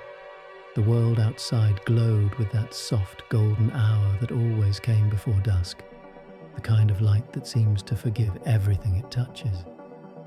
The sparrow hopped from the basket to the windowsill, testing its wing. It fluttered once, unsteady but eager. "Careful," the old man whispered. "Not yet." But the bird turned toward the open air, hesitated, then lifted, awkwardly at first, then gracefully, like a note finding its place in a forgotten song. He watched it disappear into the quiet sky. A strange stillness filled the room, part sadness, part peace. The candle burned on, steady and bright, its flame mirrored in the window pane. For a long while he just sat there, hands folded, feeling both the emptiness of the moment and its quiet beauty. That night he lit the candle again before bed. He placed it by the window where the sparrow had flown. Outside the moon rose, pale and tender, and the reflection of the flame danced in the glass. He whispered a prayer, not for more years, but for gentleness. "For every creature who struggles to rise again," he said softly, "send warmth. Even a small one will do." The flame flickered, leaned toward the window and held. He smiled. "Good night, little bird. Wherever you are, may your wings never forget the wind." Then he blew out the candle. The smoke curled upward like a spirit returning home. The next morning, when he stepped outside, a single feather lay on the windowsill, brown and soft, still glistening from dew. He picked it up and placed it beside the candle. It felt like a message, though no words were written. "You kept me warm. Now I fly again." He sat down, the feather in his hand, and let the silence fill the room. He thought about how life often gives us fragile things to care for, a moment, a friend, a wounded sparrow, not to keep them forever, but to learn how to love them while they're here. That, he realized, was the true work of faith, to hold gently, to release kindly, and to let the light continue in whatever form it takes next. Every act of care, no matter how small, keeps a light burning in the heart of the world. If this quiet story brought warmth to your soul tonight, you can subscribe. so we may keep sharing these soft, steady lights of faith together, evening after evening. The road after the storm. The storm had come in the night, fierce, long and unrelenting. Wind roared through the trees, tearing branches loose. Rain struck the roof in sheets. Thunder rolled like a drum, calling the mountains awake. The old man had stayed by the hearth, lamp lit, listening. Each crash of thunder made the windows tremble, and for a moment, the world seemed to vanish into noise. But somewhere inside the chaos, he felt something else. A strange calm, a reminder that storms too have their purpose. When dawn finally came, silence returned like a friend too long gone. He stepped outside barefoot, the earth soft and wet beneath him. The village lay washed clean, leaves glistening, the chapel roof shining under the first rays of gold. He breathed deeply, the air sharp with pine and rain. The storm had broken many branches, but it had also revealed the clear sky behind them. It was always like that, he thought. The breaking made room for light. The road leading out of the village was strewn with puddles that mirrored the clouds. He walked slowly, staff in hand, the rhythm of his steps matching the dripping from the trees. Everywhere he looked, small signs of renewal appeared. A robin tugging a worm from the mud, children helping sweep debris from doorways, a farmer patting the flank of a frightened horse. The world was stitching itself back together, and with each careful step, the old man felt something inside him mend as well. A loosened knot he hadn't realized was still tied. He reached the bridge where the brook crossed below. The water ran fast from the storm, churning, strong. He paused and leaned over the railing, watching the current swirl. It reminded him of grief, wild, unstoppable, but always moving toward calm. He remembered Sister Marianne's words. The storm brings down what needs to fall. He nodded quietly to the rushing water. Then let it fall, he whispered, and let what's left be kind. Further down the road he came upon a young man repairing a fence. It was the shepherd, now walking without his cane, his face weathered but bright. "Morning," the shepherd called. "The storm took half my fence, but it spared the flock." "Then you have all you need," said the old man. The shepherd smiled. "Funny thing, I kept hearing the bell last night. Thought it was the wind, but it sounded clear as day." The old man's eyes softened. It tends to ring when hearts are listening. They shared a laugh, brief and light, before the old man continued on. Behind him, the hammer struck wood in a steady rhythm, the sound of rebuilding, of work done with gratitude. By midday, the clouds began to break apart. Shafts of sunlight poured through like hands reaching down. He found a bench along the road and sat for a while, his coat drying in the warmth. The air hummed with the sound of life returning, bees, footsteps, the distant laughter of children playing in puddles. He thought of all that had passed, the lost sparrow, the broken nights, the bell that had rung on its own. He realized that the storms of life were not punishments, but invitations to see anew, to slow down, to remember that peace is not the absence of pain, but the endurance of light through it. He closed his eyes and prayed, not with words, but with breath. And in that breath, he felt gratitude rise like dawn. As he returned home, he saw the village as if for the first time. Roofs shining, flowers bowed with rain, the chapel door open to the wind. He noticed things he had missed before. A patch of moss growing bright green near the gate, a nest tucked safely under the eaves, a boy carrying bread to a neighbour. All of it he thought was grace, ordinary, unannounced, steady as the turning earth. When he reached his cottage, He found the feather from the sparrow still by his candle. It had dried perfectly, light as air. He held it up to the window, and the sunlight passed through, thin as gold thread. He smiled. After the storm, he whispered, the smallest things shine the brightest.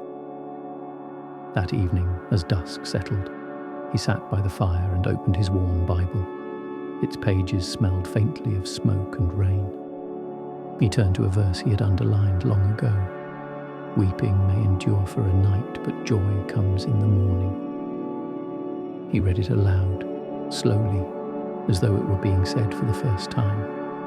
The flame in his lamp flickered once, then steadied. Outside, the last drops of rain slid from the roof, landing softly in the garden. Each one glimmered in the lamplight like a tiny promise. That storm's end. That heart's heal. That dawn always comes. He whispered one final prayer before sleep. Thank you for every road that leads home again. Peace doesn't come after the storm. It grows quietly within it, waiting to be found when the clouds part. If this story brought you a little calm tonight, you can subscribe, so that with each evening another quiet dawn may rise within your heart. The Visitor at Dusk. The day had been long but kind. A pale sun moved slow across the sky, touching the hills with gold before sinking behind the trees.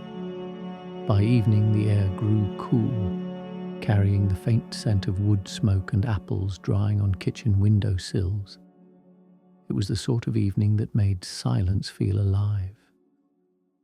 The old man sat outside his cottage, cup of tea in hand, the lamp by his elbow glowing softly. He watched the road fade into shadow, the last birds gliding home to their nests. It was peaceful, the kind of peace that comes when nothing more needs to be said. Then, from far down the road, he saw a figure. At first, just a blur against the light. A man walking slowly, shoulders bent beneath a small pack. Something in the way he moved felt familiar, though the old man couldn't yet say why. The traveller stopped at the gate, hesitating. "Evening," he called. "Evening," the old man replied, setting down his cup. "You're far from the village." "I was," the traveller said with a tired smile, "but I think I've been walking toward this light." The old man gestured to the lamp. "Then it's done its job." The traveller was younger, perhaps 40, with kind eyes and a voice that carried both weariness and warmth. "May I rest here a while?" he asked. "Of course," said the old man. "No one's turned away from a lighted house." They sat together on the bench beneath the window. The old man poured another cup of tea and handed it over. For a while, neither spoke. The crickets filled the silence, steady and patient. At last, the traveller said, "I've been on the road a long time. I left home years ago, chasing something I couldn't name. Thought I'd find peace out there." "Did you?" asked the old man. The traveller shook his head. "Only hunger. Peace seems to live elsewhere." The old man smiled softly. "Maybe not elsewhere. Maybe it just walks slower than we do." The traveller looked down, his hands trembling slightly around the cup. "My father used to say that. I never listened." The old man's eyes lifted toward the horizon. Then he must have been a wise man. The light deepened. A faint glow lingered on the edges of the clouds like embers refusing to die. The traveller looked toward the lamp. "It's beautiful," he said. "How long have you kept it burning?" "Many years," the old man said. "It began as a habit, then became a promise." "A promise?" "That whoever passes by should never think the world is without warmth." The traveller's gaze softened. "My father kept a lamp too. I used to tease him for it." "Ah," said the old man, smiling faintly. Then perhaps I owe him thanks. His light has reached me after all. Something flickered across the traveller's face. Surprise, then something like realization. "Sir," he began, voice unsteady. "Your house, this path. It looks so much like the one I left behind." The old man turned fully toward him. For a heartbeat, the air seemed to still. The traveller's voice dropped to a whisper. "Father." The old man's breath caught. He studied the man's face, older, changed by distance and time, but the eyes. Yes, the same eyes that had once watched the river as a child, the same spark of wonder that had chased fireflies by this very gate. "Matthew," he said softly, as if saying the name could break the spell. The traveller's eyes filled with tears. "I didn't know if you were still here." "I've been here," said the old man. "Waiting doesn't feel long when you keep a light burning." They embraced, slowly, awkwardly, as people do when years have built walls between them. But when the walls finally gave way, there was only warmth.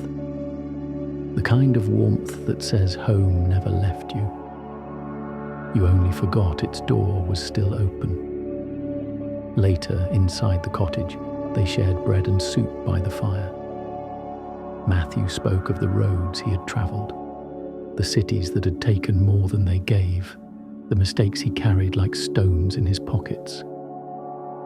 The old man listened, not to the words but to the pauses, those quiet, trembling spaces where regret turned into prayer. When the sun fell silent, the father said, "You've come back in the right season. After every storm, the road finds its way home." Matthew looked at the flame. "Do you think God forgives wanderers?" The old man reached across the table and covered his son's hand. "He made the road for them." They sat that way for a long time, the candlelight trembling gently between them. Two souls warmed by grace, unearned but freely given. When the night grew deep, they stepped outside. The lamp still glowed in the window. Matthew looked at it and said quietly, "I used to see that light from the hill when I was a boy. I thought it would always be there." "It always was," said the old man. "It was waiting for you to turn toward it again." They stood together in silence, the stars spreading across the sky like a benediction. The old man felt the weight of years fall away. The road had come full circle. The wanderer was home. Sometimes grace doesn't chase us. It simply waits, patient as a lamp in the window until we find our way back. If this story touched your heart tonight, you can subscribe. So each evening, another quiet light of faith and reunion may meet you here again. The song beneath the window. Morning came softly. The first light slipped through the curtains, golden and quiet, resting on the table where two empty cups sat beside a loaf of bread half wrapped in cloth. The old man woke before dawn as he always had, and listened.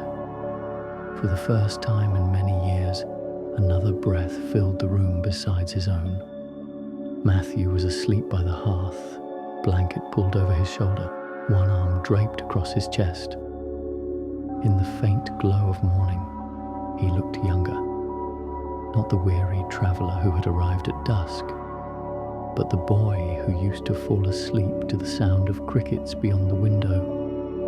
The father smiled and rose carefully, unwilling to wake him.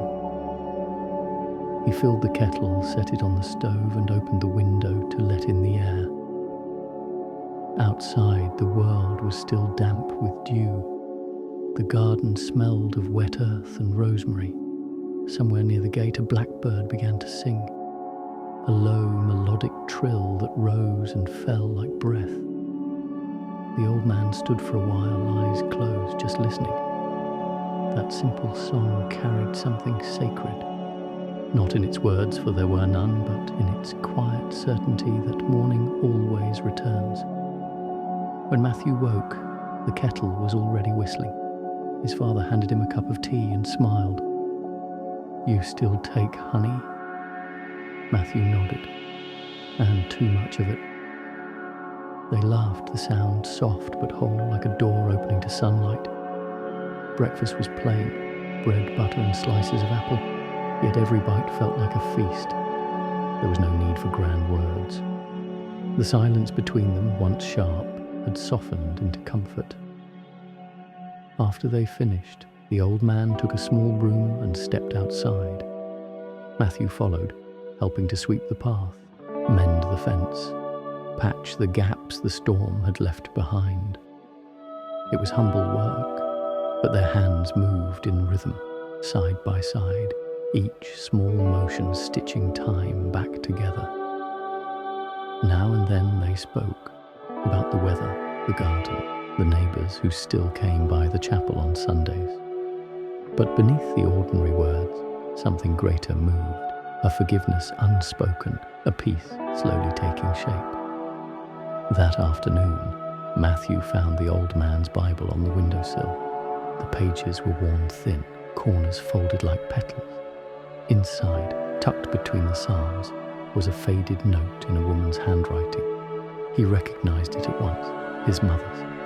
"Keep the light burning, love. Someone may need it." He held it a long time before handing it to his father. "I didn't know she wrote this." The old man nodded, eyes glistening. "She left it the day before she passed. I've kept it there ever since." They sat in silence, the note between them like a small flame that refused to go out. Finally, Matthew said, "She was right. The light led me home." The father smiled faintly. That was her prayer, that wherever you went, you would never lose the road back to grace. As evening fell, they sat by the window again. The lamp glowed steady, its light spilling onto the garden. Matthew hummed softly, a tune from childhood, one his mother used to sing while kneading dough. It was simple, made of 3 or 4 repeating notes, but there was something healing in it, something circular, as if the melody itself carried forgiveness. The old man joined in, his voice fragile but sure, and together they sang, not to fill the silence but to honour it. Outside, the same blackbird answered with its own melody. It perched near the window, its song weaving through theirs like a thread of living sound. When they finished, Matthew laughed quietly. I'd forgotten how it felt to sing without needing to be heard. His father nodded. That's the kind of song heaven listens for. Later, as night deepened, they spoke about the days ahead. Matthew would stay a while, help repair the cottage roof, tend the garden, maybe repaint the chapel door. He didn't know what came after that, only that for now, this was enough. The father said, "You don't have to make great plans. Sometimes God just asks us to stay and breathe." Matthew smiled. "Then I'll stay and breathe a while longer." The lamp flickered in agreement, its flame steady and calm. Outside, the moon rose over the fields, pale as milk. From somewhere down the road, the faint sound of a church bell drifted in. Not loud, not urgent, just steady, as though time itself were at rest. Before bed, Matthew leaned against the window and listened again to the blackbird's song. It was slower now, almost a lullaby, repeating the same small tune under the stars. He whispered, "You kept the light, Father. I'll keep the song." The old man, half asleep in his chair, murmured, "Both lead home, my boy. Both lead home." And in that quiet house, lit by a single lamp, faith breathed not through sermons or miracles, but through 2 voices humming beneath the window. One fading, one beginning anew. Sometimes the holiest thing in the world is a small song shared between hearts that remember how to listen. If this quiet story brought you peace tonight, consider subscribing so that each evening another soft melody of hope may find its way to you again. The gift of quiet days. The days that followed were gentle, unhurried, stitched together by the simple rhythm of living. Morning light, soft as linen, filtered through the cottage windows. The smell of bread baking mingled with the scent of wood smoke. The world, it seemed, had exhaled. Matthew rose early now, often before the sun. He liked to watch the first colours gather on the horizon, silver turning to rose, rose to gold. His father would join him outside with 2 cups of tea, steam curling in the cold air. Neither spoke much at first. There was no need. The silence between them had changed. It was no longer distance, but comfort, a shared language made of breath and belonging. Each day had its quiet order. They mended fences. They swept the path. They gathered apples from the tree near the gate. Matthew repaired the roof, patching what the storm had torn. His father tended to the garden, whispering to the herbs as if they might answer. At noon, they shared lunch in the shade, breaking bread, dividing an apple, sometimes laughing at small things. The stubborn goat in the neighbour's yard, or the way the cat slept half inside the sunbeam. Evening brought its own peace. They'd light the lamp, read a few verses aloud, and sit by the fire until the words blurred into quiet. The days passed not as hours, but as gifts, each one whole, each one enough. One afternoon, a boy from the village came running with a message. The chapel bell had rusted in the storm and could no longer ring. The old man smiled softly. "Then we'll give it voice again." Matthew went with him to the small chapel on the hill. They worked in silence, oiling the wheel, polishing the brass, mending the frayed rope. Dust motes floated in the light, streaming through stained glass, turning the air to gold. When the bell finally moved again, it gave a deep, trembling sound that rolled across the fields, not loud, but full, like the earth itself was breathing. The boy clapped his hands, and Matthew looked up, eyes bright. His father said, "Every bell needs silence around it to be heard." And Matthew answered quietly, "Then maybe that's why God gives us quiet days." That night they walked home under a silver sky. The stars hung low, and the path shimmered faintly with dew. Matthew said, "When I was younger I thought peace meant never being sad again." The old man smiled. "And now?" "Now I think it's being sad and still finding something beautiful to look at." His father nodded. "That's the beginning of wisdom." They walked the rest of the way in silence, the bell's echo still in their hearts, a sound that lingered long after it stopped ringing. Days turned into weeks. Sometimes the weather was kind, sometimes grey and restless. Matthew began painting the chapel door, each stroke steady and patient. The old man watched from the bench nearby, humming the same tune his wife once sang. The villagers often passed by, bringing bread, a bit of honey, or simply their company. An old widow came one evening and said, "It's good to see light in your windows again." The old man smiled. "It's been here all along. We just had to open the curtains." There was no hurry anymore. Every moment, even the smallest, seemed to have a kind of holiness about it. The sound of a broom on the floor, the creak of a chair, the flicker of lamplight against the wall, all of it spoke in the language of peace. Matthew sometimes found himself pausing mid-task, simply to breathe, to watch a ray of light fall through the dust, or a petal drift to the ground. He no longer felt the pull to chase meaning far away. Meaning was here. In every breath, every kindness, every steady act of love that asked for nothing in return. He told his father one evening, "I used to think faith was something to find. Now I think it's something to notice." The old man smiled. "You found it then." When autumn began to tint the leaves with amber, They sat by the window watching them fall. The world outside turned golden and slow. Matthew said, "It's strange. The quieter life becomes, the louder I hear gratitude." His father nodded. "That's the gift of quiet days. They teach us to listen to what we've already been given." The lamp flickered softly. A single feather, the same one from long ago, still rested by the Bible on the table. It glowed faintly in the lamplight, like a promise kept. Peace doesn't rush in with miracles. It grows quietly inside the hours we dare to slow down for. If this story's stillness brought you comfort tonight, you can subscribe. So each evening another quiet moment of grace may find you again beneath the light. The letter left unsent. The afternoon light lay soft upon the table. It was one of those still hours when even the clock seemed to move slower, as if reluctant to disturb the hush of the day.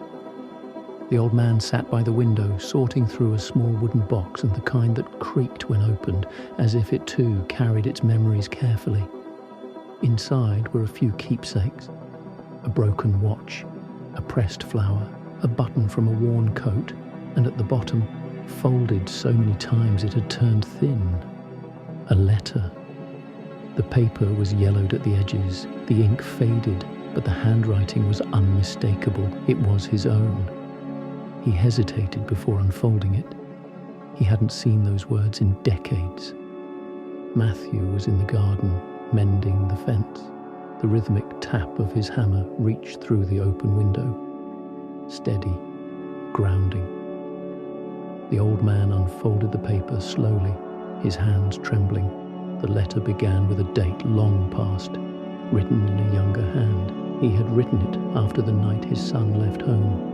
"My dear boy, I wanted to tell you that I was wrong. Not for wanting what was good for you, but for thinking I could force it to bloom my way. You were never disobedient, only searching. And I did not know how to let you search without fearing you'd lose yourself." He paused, the words blurring through his tears. He had written the letter the week after Matthew left, but never sent it. He remembered sealing the envelope, addressing it carefully, then setting it aside, waiting for the right day to send it. That day had never come. Outside, a breeze stirred the curtains. He looked toward the garden where Matthew worked, shoulders bent in the same determined way he'd had as a child. So much time had passed. He had prayed for his son's return every night, through storms and winters, through birthdays that grew quieter with each year. And now here they were, together again, as if heaven had been patient enough to wait. The old man took a deep breath, then folded the letter once more. This time, not to hide it, but to release it. When Matthew came inside, his father was by the hearth, the box open beside him. "What's this?" Matthew asked gently. "A few old things I kept," said the old man, handing him the letter. "And something I should have given you a long time ago." Matthew looked at it but didn't open it. "Is it for me?" "It was," his father said, smiling faintly. "But now, it's for neither of us. It's just a bridge we no longer need." He watched his son's puzzled expression and added softly, "There were years I tried to hold you with words. Now I see love was never meant to cage anyone, only to keep the door open." Matthew sat beside him silent for a moment. Then he said, "You don't have to explain." The old man smiled. "I know, but I want you to understand. Sometimes grace is found not in what we say, but in what we finally let go of." They stepped outside together. The sun was sinking low, painting the fields in amber light. The father held the letter up to the breeze. It trembled once like a leaf, then slipped free from his fingers. The wind caught it, lifted it, carried it over the garden and beyond the hill until it disappeared into the light. They stood there for a long while, neither speaking. There was no sadness, only the strange, weightless calm that follows forgiveness. Matthew said quietly, "I think she'd be glad." The old man nodded. "She already is." They turned toward the house, the lamp beginning to glow in the window. Behind them, the last trace of paper danced briefly in the sky before fading completely. That night after dinner, the old man sat alone for a while. The fire crackled softly. Shadows flickered on the walls. He felt no ache now, only gratitude, for the letter that had waited patiently all those years, and for the silence that had finally answered it. He opened his Bible and found the verse he had marked long ago. He heals the broken-hearted and binds up their wounds. He closed the book and whispered, "Yes, and sometimes he heals with time." Later, when Matthew looked in on him, the old man was asleep in his chair, the lamplight resting gently on his face. Outside, the night wind moved through the trees, carrying away the last breath of day, and with it, all that had ever been left unsaid. In the quiet, it felt as though the world itself exhaled. Forgiveness had finally finished its long journey home. Not every message must be delivered. Some are answered by grace alone, in the silence where hearts finally rest. If this quiet story gave you a sense of peace tonight, you can subscribe, so that each evening, another whisper of forgiveness and calm may find its way to you. The evening bell. Twilight came softly that day, the kind that slips into the world without sound. The sky turned from gold to lavender, then to a pale, hushed blue. The first star appeared over the hills, a small, steady flame, like a promise repeating itself every evening. The old man sat outside his cottage, wrapped in a wool shawl. The lamp glowed beside him, and from the chapel down the lane came the faintest sound of metal, the bell rope being tested. Matthew had gone there earlier to finish the repairs. He'd promised his father that tonight, for the first time since the storm, the bell would ring again. The old man smiled to himself. "It will be a good sound," he whispered, "a sound that remembers." When Matthew returned, his face was bright with a kind of quiet pride. "It's ready," he said. The old man nodded.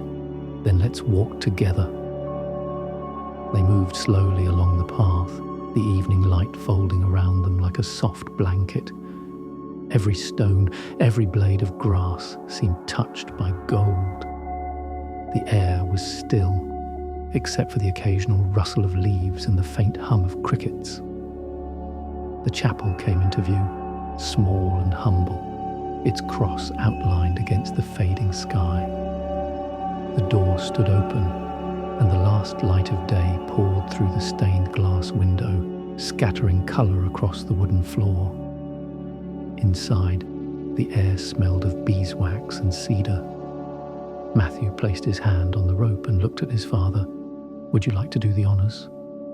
The old man chuckled softly. "No, my hands have rung enough bells. It's your turn." Matthew smiled and pulled gently. The bell responded, deep, full and alive. Its tone rolled across the valley, over the fields, into the quiet hearts of those sitting by their fires at home. The sound lingered, not just in the air, but in the chest, in the bones, in the spaces where memory and prayer meet. The old man closed his eyes. Each note felt like breath, rising, falling, returning. He remembered his wife lighting candles after service, humming softly. He remembered Matthew as a child, running down this very aisle after Sunday Mass. He remembered all the years the bell had stayed silent, waiting for hands willing to listen before they pulled. When the final tone faded, he said, "Do you hear that?" Matthew looked puzzled. "It's gone." The old man smiled. "No, my boy. That's the echo. It stays a little while even after the sound has ended, like grace." Matthew nodded slowly. And in that small moment, both understood more than words could carry. They sat on the chapel steps afterward, watching night settle in. The sky darkened, and the stars came forward, one by one. Somewhere nearby, an owl called. The fields whispered under the cool wind. "It's strange," Matthew said, "how something as small as a bell can fill so much silence." His father answered, "Maybe it doesn't fill it. Maybe it wakes it." They sat there a while longer, the warmth of the day fading from their hands. Neither wanted to go inside just yet. The quiet was too perfect, the kind that asks you to simply be. When they finally rose, Matthew reached for the door to close it, but the old man stopped him. "Leave it open. Let the night come in. The sound has work yet to do."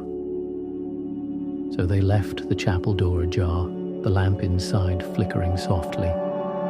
As they walked back, the bell's echo seemed to follow them, not as a sound anymore, but as a feeling, a slow rhythm beneath their steps, reminding them of time, of forgiveness, of how faith hums quietly beneath all things.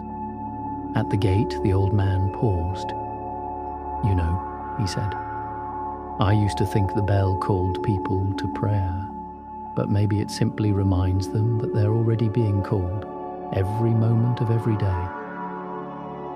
Matthew looked at him, smiling. "Then it's done its work well." That night, the old man sat by the window with his tea, listening to the silence that followed the bell. It was not emptiness. It was fullness in another form. The world seemed to breathe with him. He whispered a small prayer. "Thank you, Lord, for sound and silence, for every echo that returns us to peace."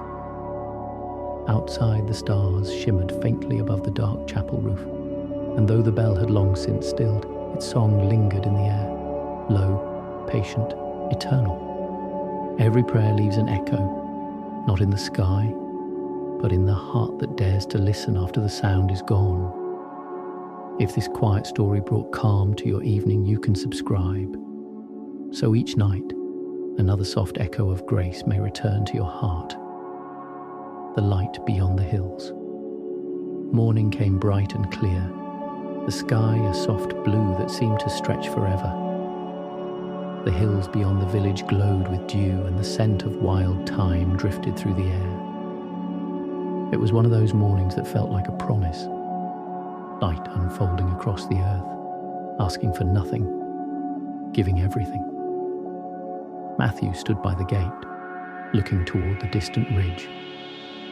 His father noticed the way his gaze lingered there, quiet but steady. "You're thinking about the road again," the old man said.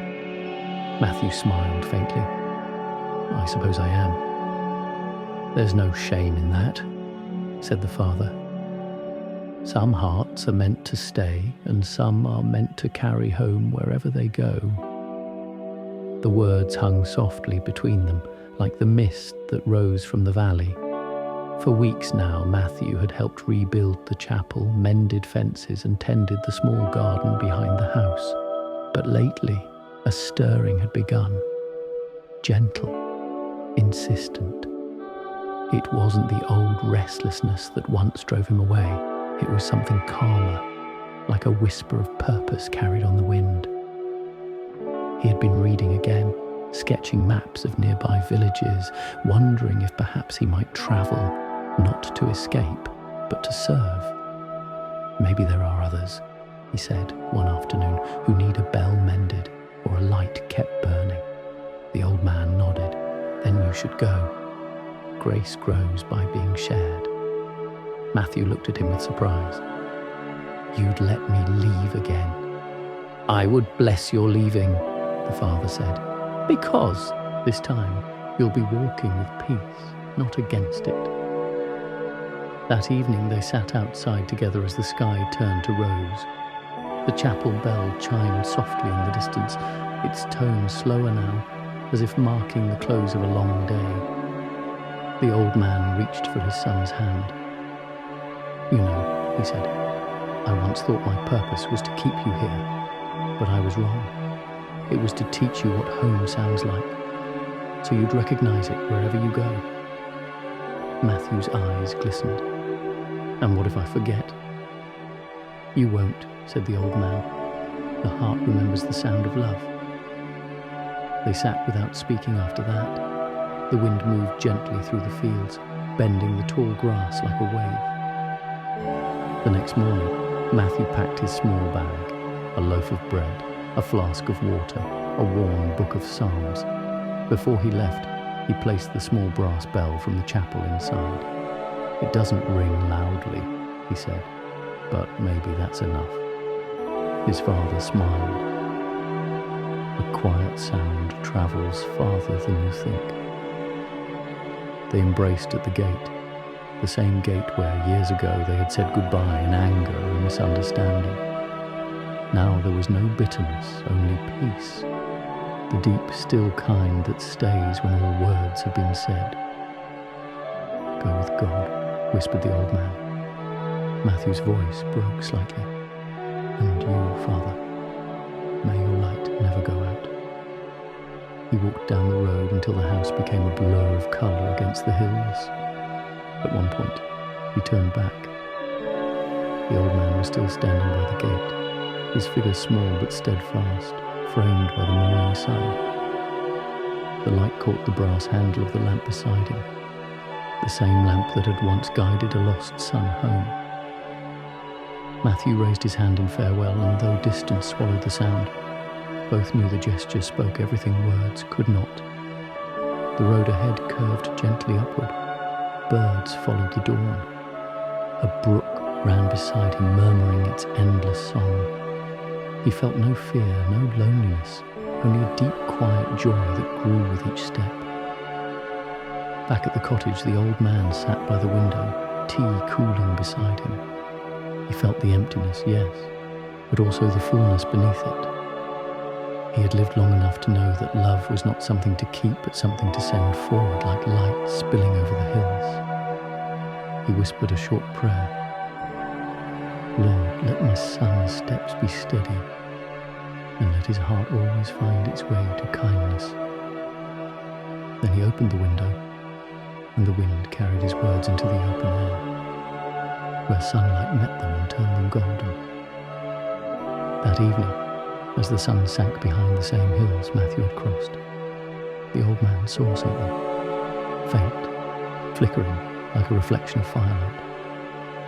Perhaps it was just the glow of dusk, or perhaps it was the lamp his son carried, shining on a far path. Either way, he smiled. "The light continues," he murmured. "That's enough." And as night fell, the bell in the chapel rang once. Not loud, but clear. It echoed through the valley, through the open door, through the old man's heart, and out beyond the hills, where a traveller walked beneath the stars, following its call. Love doesn't end when we part. It walks beside us, quiet as light on the far hills. If this story warmed your heart tonight, you can subscribe, so each evening, another small light of faith and peace may travel beside you. The road of kindness. The road curved through the valley like a slow-moving river. The air was crisp, filled with the scent of pine and distant rain. Matthew walked with steady steps, the brass bell tucked safely in his satchel. He had no map now, only the soft rhythm of faith guiding his feet. Every mile seemed to whisper something familiar, the rustle of trees, the call of crows, the hush of wind over grass. It all felt like prayer.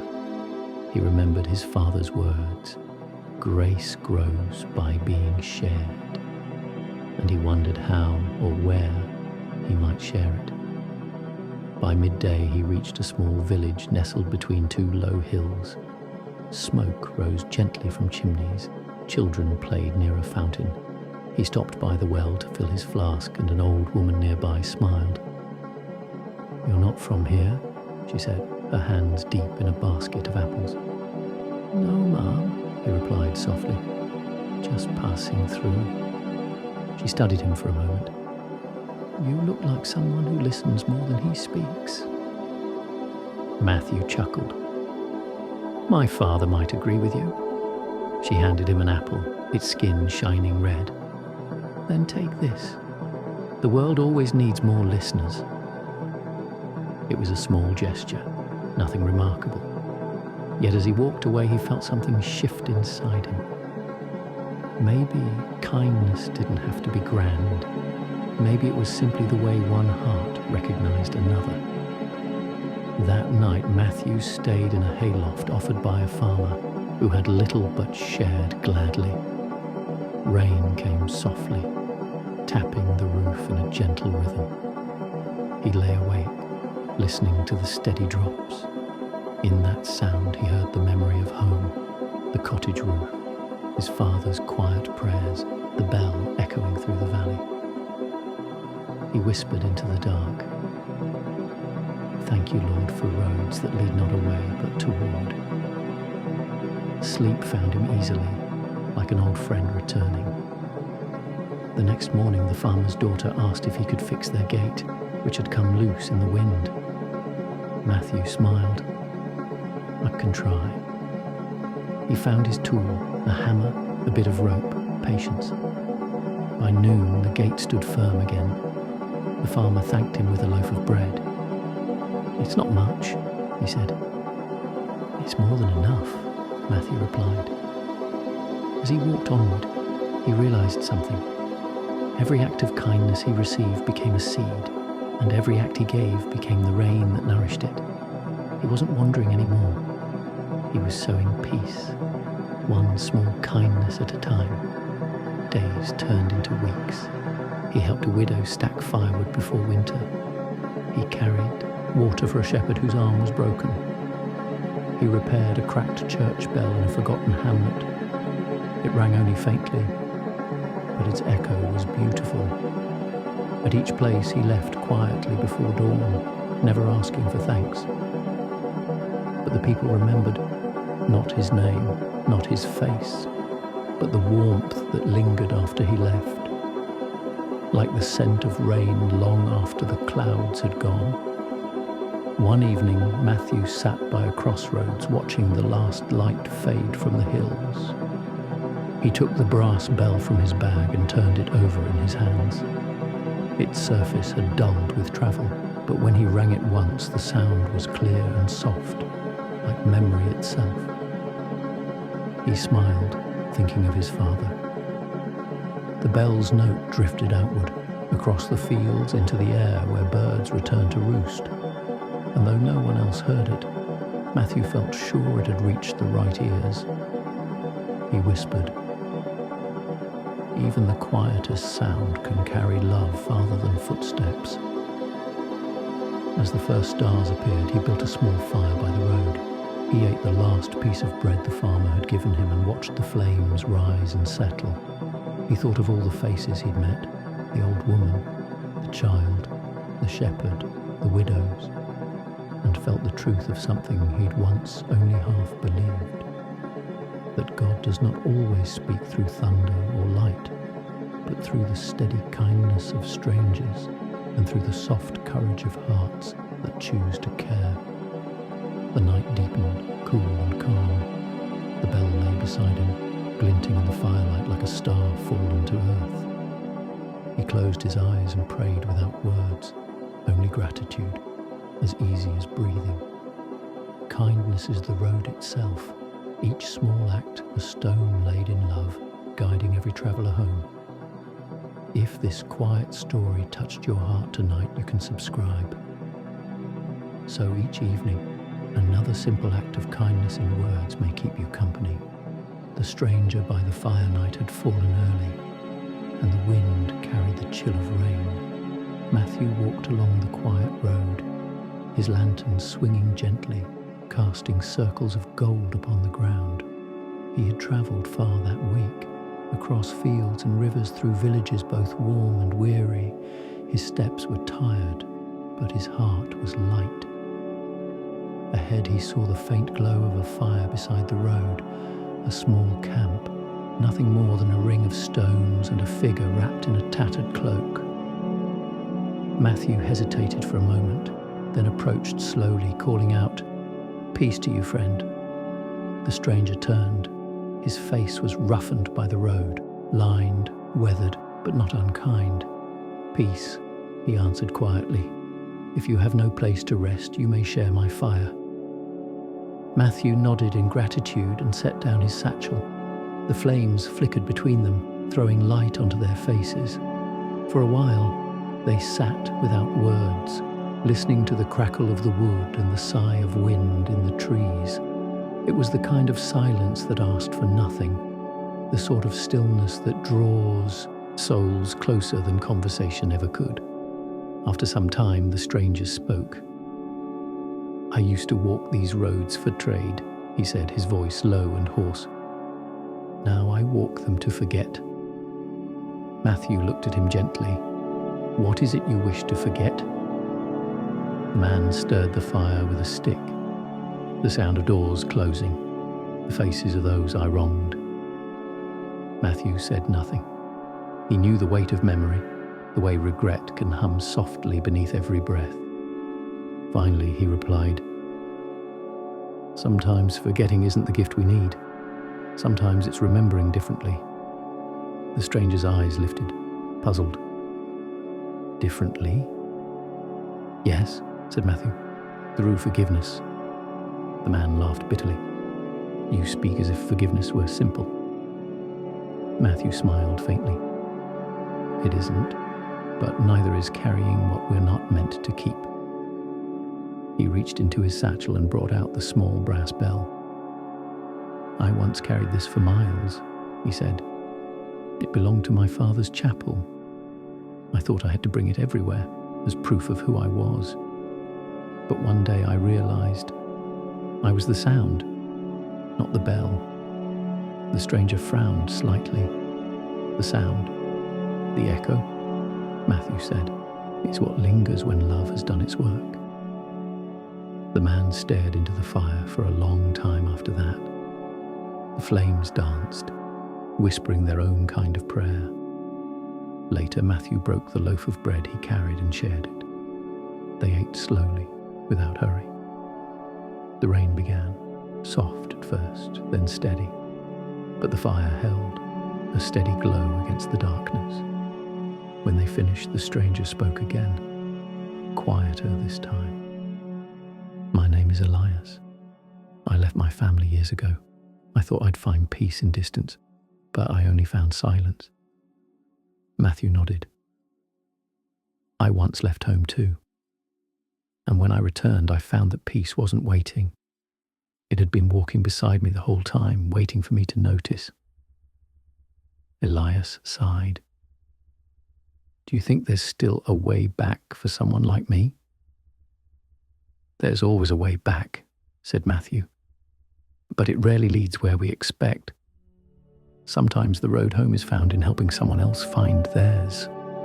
The man looked at him, eyes shining faintly in the firelight. "I've not heard words like that in a long time."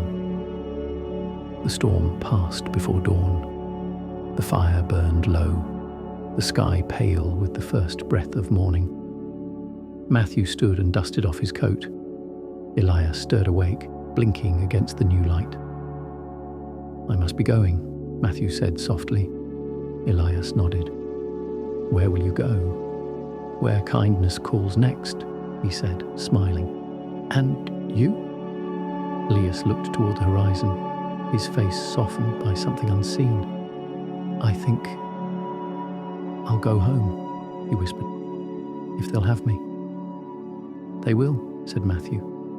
"Some doors never really close. They just wait." He reached into his satchel and placed the bell in Elias's hand. "Take it when you reach them. Ring it once. Let the sound tell them everything you cannot yet say." Elias held it as if it was something sacred. "Thank you," he said. Matthew smiled. "It's not mine anymore." As he walked away, the dawn broke fully. Behind him, faint but clear, came the single sound of the bell. Low, trembling, full of hope. He stopped and closed his eyes. The sound spread through the valley like a breath, like forgiveness made real. For a moment he thought of his father, of the chapel, of the small lamp that still burned in the window. Then he whispered, "Thank you, Lord. The light continues." And he kept walking, step by step, into the soft, unfolding day. Grace often returns as a stranger, not to remind us of what we lost, but to show us what still shines within. If this story's warmth reached you tonight, you can subscribe, so each evening another quiet fire of kindness may light your path before sleep. The return of the bell weeks passed, then months.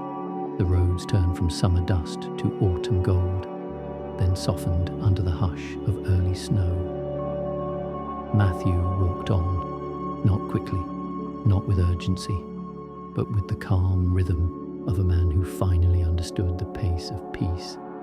Everywhere he went, small signs of kindness seemed to bloom in his path. A stranger offered him warm broth on a cold evening. A farmer gave him a blanket, saying, "Someone once helped me, and I never forgot." And at every turn, Matthew felt that unseen thread, connecting one good deed to another, weaving a story larger than any single life. He thought often of Elias, the man by the fire. Sometimes at twilight he imagined him standing once more before his family's door, ringing the bell, and hearing forgiveness in the way they opened their arms. Winter deepened. Matthew found work at a small monastery on the edge of the mountains, tending the garden, chopping wood, keeping the lamps filled with oil. The brothers spoke little, prayed often, and smiled easily. There he found rest without idleness, purpose without striving. On cold evenings, the brothers would gather by the hearth to read or share stories of travellers they had met. Matthew listened more than he spoke, content to let the words flow through him like quiet water. He had stopped wondering what came next. Peace, he realized, was not a destination. It was the way he now walked. One morning, near the end of winter, a cart arrived at the monastery gate. It was driven by a young boy bundled in wool, his cheeks pink from the cold. He carried a small wooden box wrapped in cloth. "For a man named Matthew," the boy said shyly, "from a friend who asked me to deliver it." Matthew thanked him and brought the box inside. When he untied the cloth, his breath caught. Inside lay the small brass bell, polished now, gleaming in the firelight. Tied to its handle was a scrap of parchment, written in a careful hand. "I rang it once, as you said. They forgave me. The sound still lives here. Now let it live with you again." Elias Matthew held the bell for a long while, the warmth of the fire glinting across its surface. It was heavier than he remembered, as if filled with every moment it had carried grace from one soul to another. He smiled and whispered, "It found its way home." The brothers gathered around, curious. One of them, a quiet monk with kind eyes, asked, "Does it ring?" Matthew nodded. "Yes, but not for me alone." He stepped outside into the cold, the bell cradled in his palm. The sky was pale and vast, clouds like soft smoke drifting above the white fields. He raised the bell and rang it once. The sound rose, pure and bright, echoing through the still air. It rolled across the snow, through the forest and down into the valley. And though no one else might have heard it, Matthew knew the sound had found the ears it was meant for. That night, he couldn't sleep. He sat by the window, watching the moonlight stretch across the courtyard. In the silence he heard echoes, not from the bell, but from life itself. Laughter, forgiveness, the soft hum of gratitude left behind by those who had once crossed his path. He realized then that the bell had never truly belonged to him, or to his father, or to Elias. It belonged to the journey, to the hands that lifted it, the hearts it healed, and the love it carried quietly from one soul to another. He whispered a small prayer. Lord, let me be the echo, not the sound, the reminder, not the miracle. The bell gleamed faintly beside him as though listening. When spring finally came, the snow melted into the earth and the fields began to breathe again. The monks decided to hang the bell in the chapel tower. Each evening as the sun dipped low, Matthew would climb the stairs and ring it once, not as a summons, but as thanksgiving. The villagers began to wait for it. They'd pause in their work, lift their heads, and listen. Some said the tone carried a warmth that made them weep without knowing why. Others said it sounded like hope remembering its name. Matthew never explained its story. He didn't need to. The sound itself told everything that mattered. No act of grace is ever lost. It circles quietly through time, finding its way back as a sound of peace. If this story brought a quiet echo to your heart tonight, you can subscribe, so each evening another soft story of light and return may find you again. The letter from home. The morning sun came gently over the monastery walls, pale and kind. Matthew had been tending the small garden behind the chapel, trimming the rosemary, brushing snowmelt from the paths. The world smelled of wet earth and promise. He had just finished when a novice called from the gate, waving an envelope. For Brother Matthew, the young man said, breathless, delivered from the valley this morning. Matthew wiped his hands and took the letter. The handwriting on the front stopped him. Familiar, fragile, written with care. It was his father's. He carried it inside, his heart steady but full, and sat by the fire to open it. The paper trembled in his hands.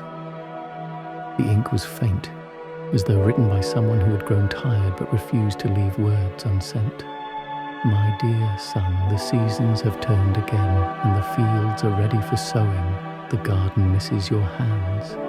The bell still rings each evening, though now it echoes from far away. I hear it in my sleep sometimes, and it comforts me to know that you are the one who carries its sound. Matthew paused. The firelight wavered across the page. He read on. My strength has grown thin, but my peace is full. I no longer pray for days to come, only for grace to remain in the ones I have. The lamp still burns each night, and though my eyes dim, its light feels brighter somehow. Perhaps because I no longer see with them alone. A single tear fell onto the page, blurring the ink. He pressed his thumb over the words, as if to hold them still.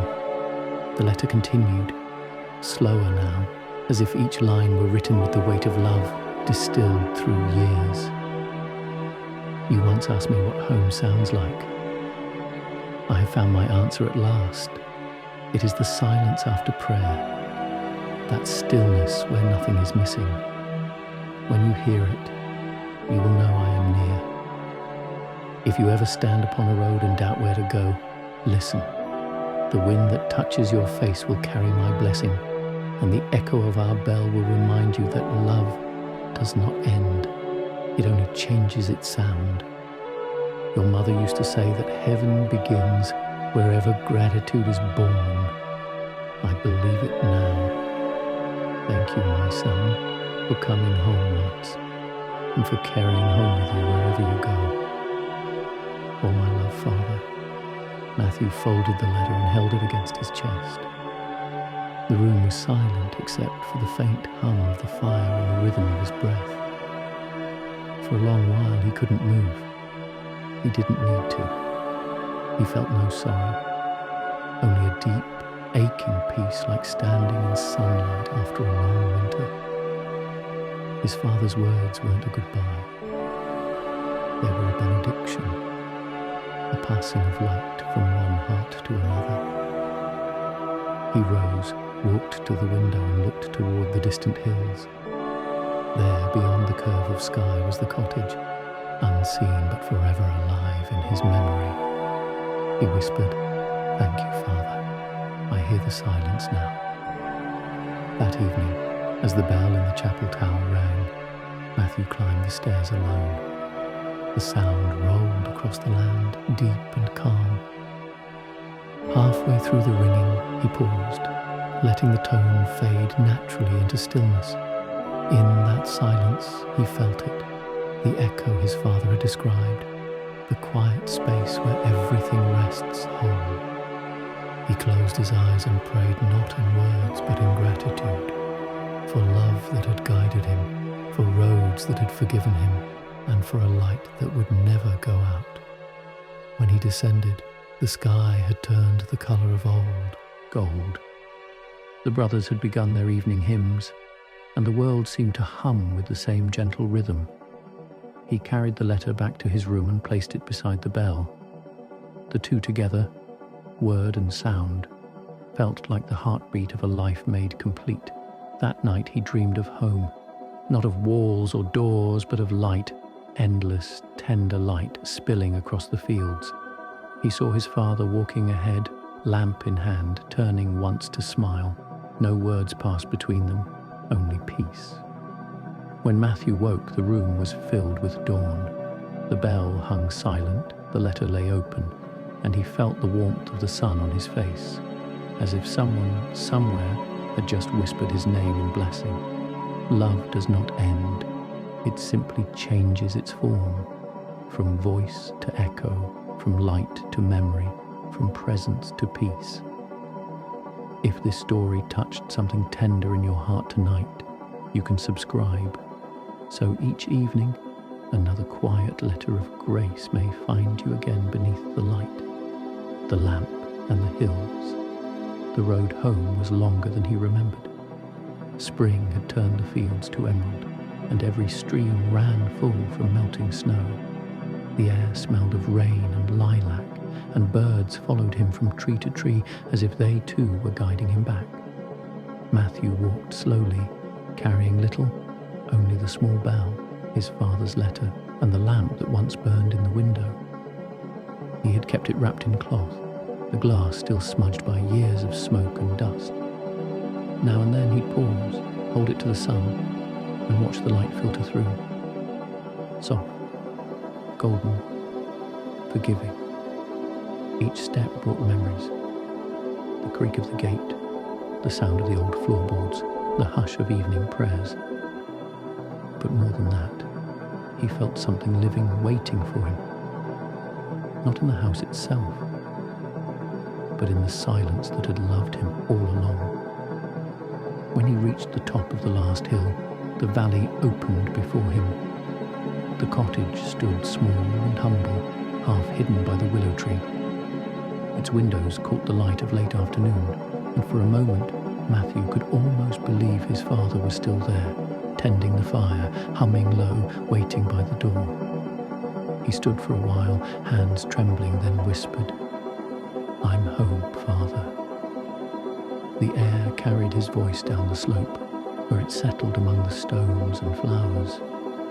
No one answered, yet he felt something warm stir in his chest, that quiet knowing that love had not gone anywhere. It had only changed its place. Inside, the house was tidy and still. Dust lay on the mantel, but the scent of cedar lingered. The chair by the hearth was just as he remembered, worn, shaped by the years of waiting. On the table stood a single candle, burned low. Beside it was his father's Bible, still open to the same verse. "The Lord shall be thy everlasting light, and thy God thy glory." Matthew touched the page and closed the book gently. Then, with careful hands, he set the lamp on the windowsill. He filled it with fresh oil, trimmed the wick, and struck a match. The flame rose, small at first, then steady, casting its glow across the room. For the first time in years, the window shone again. He spent the following days mending what time had worn. He patched the roof, cleaned the garden, and repaired the chapel gate. Neighbours came with bread and greetings. Children peeked through the fence, whispering, "The light is back." Each evening he lit the lamp as his father once did, standing quietly by the window while dusk gathered around him. It wasn't an act of duty anymore. It was an act of love, of memory, of faith continuing through gentle hands.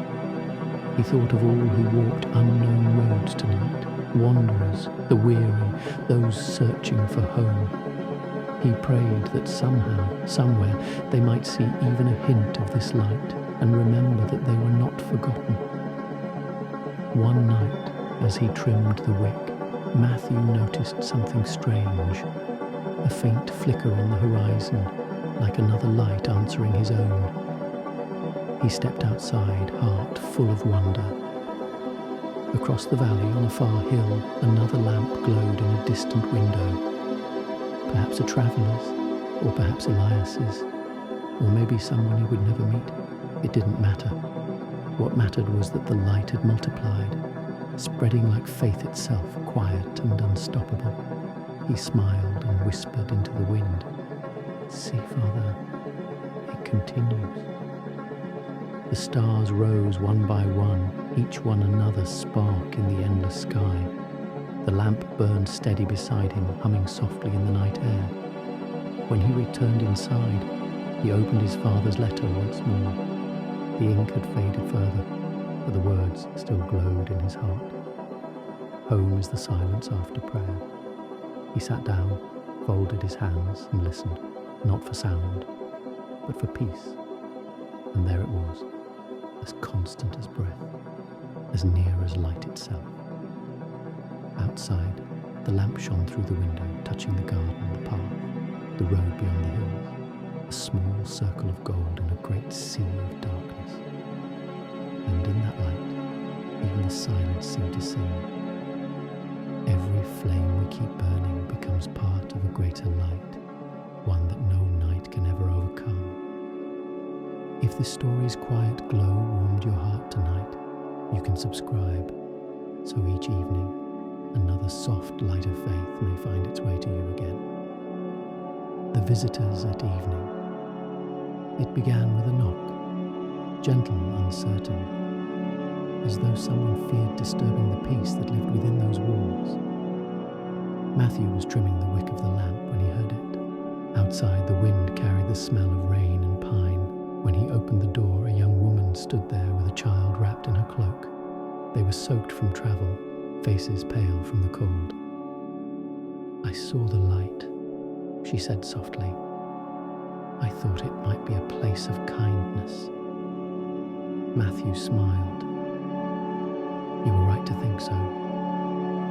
He led them in, stoked the fire, and set bread and milk upon the table. The child, no older than 7, stared at the lamp with wide eyes. "Is it a church light?" he asked. Matthew shook his head. "No, little one. It's just a light that waits for whoever needs to find their way." That night they slept by the fire, the child curled close to his mother. Before dawn, Matthew heard them whispering prayers of gratitude. When morning came, he packed food for their journey, and the woman pressed his hand in thanks. "Your house will be remembered," she said.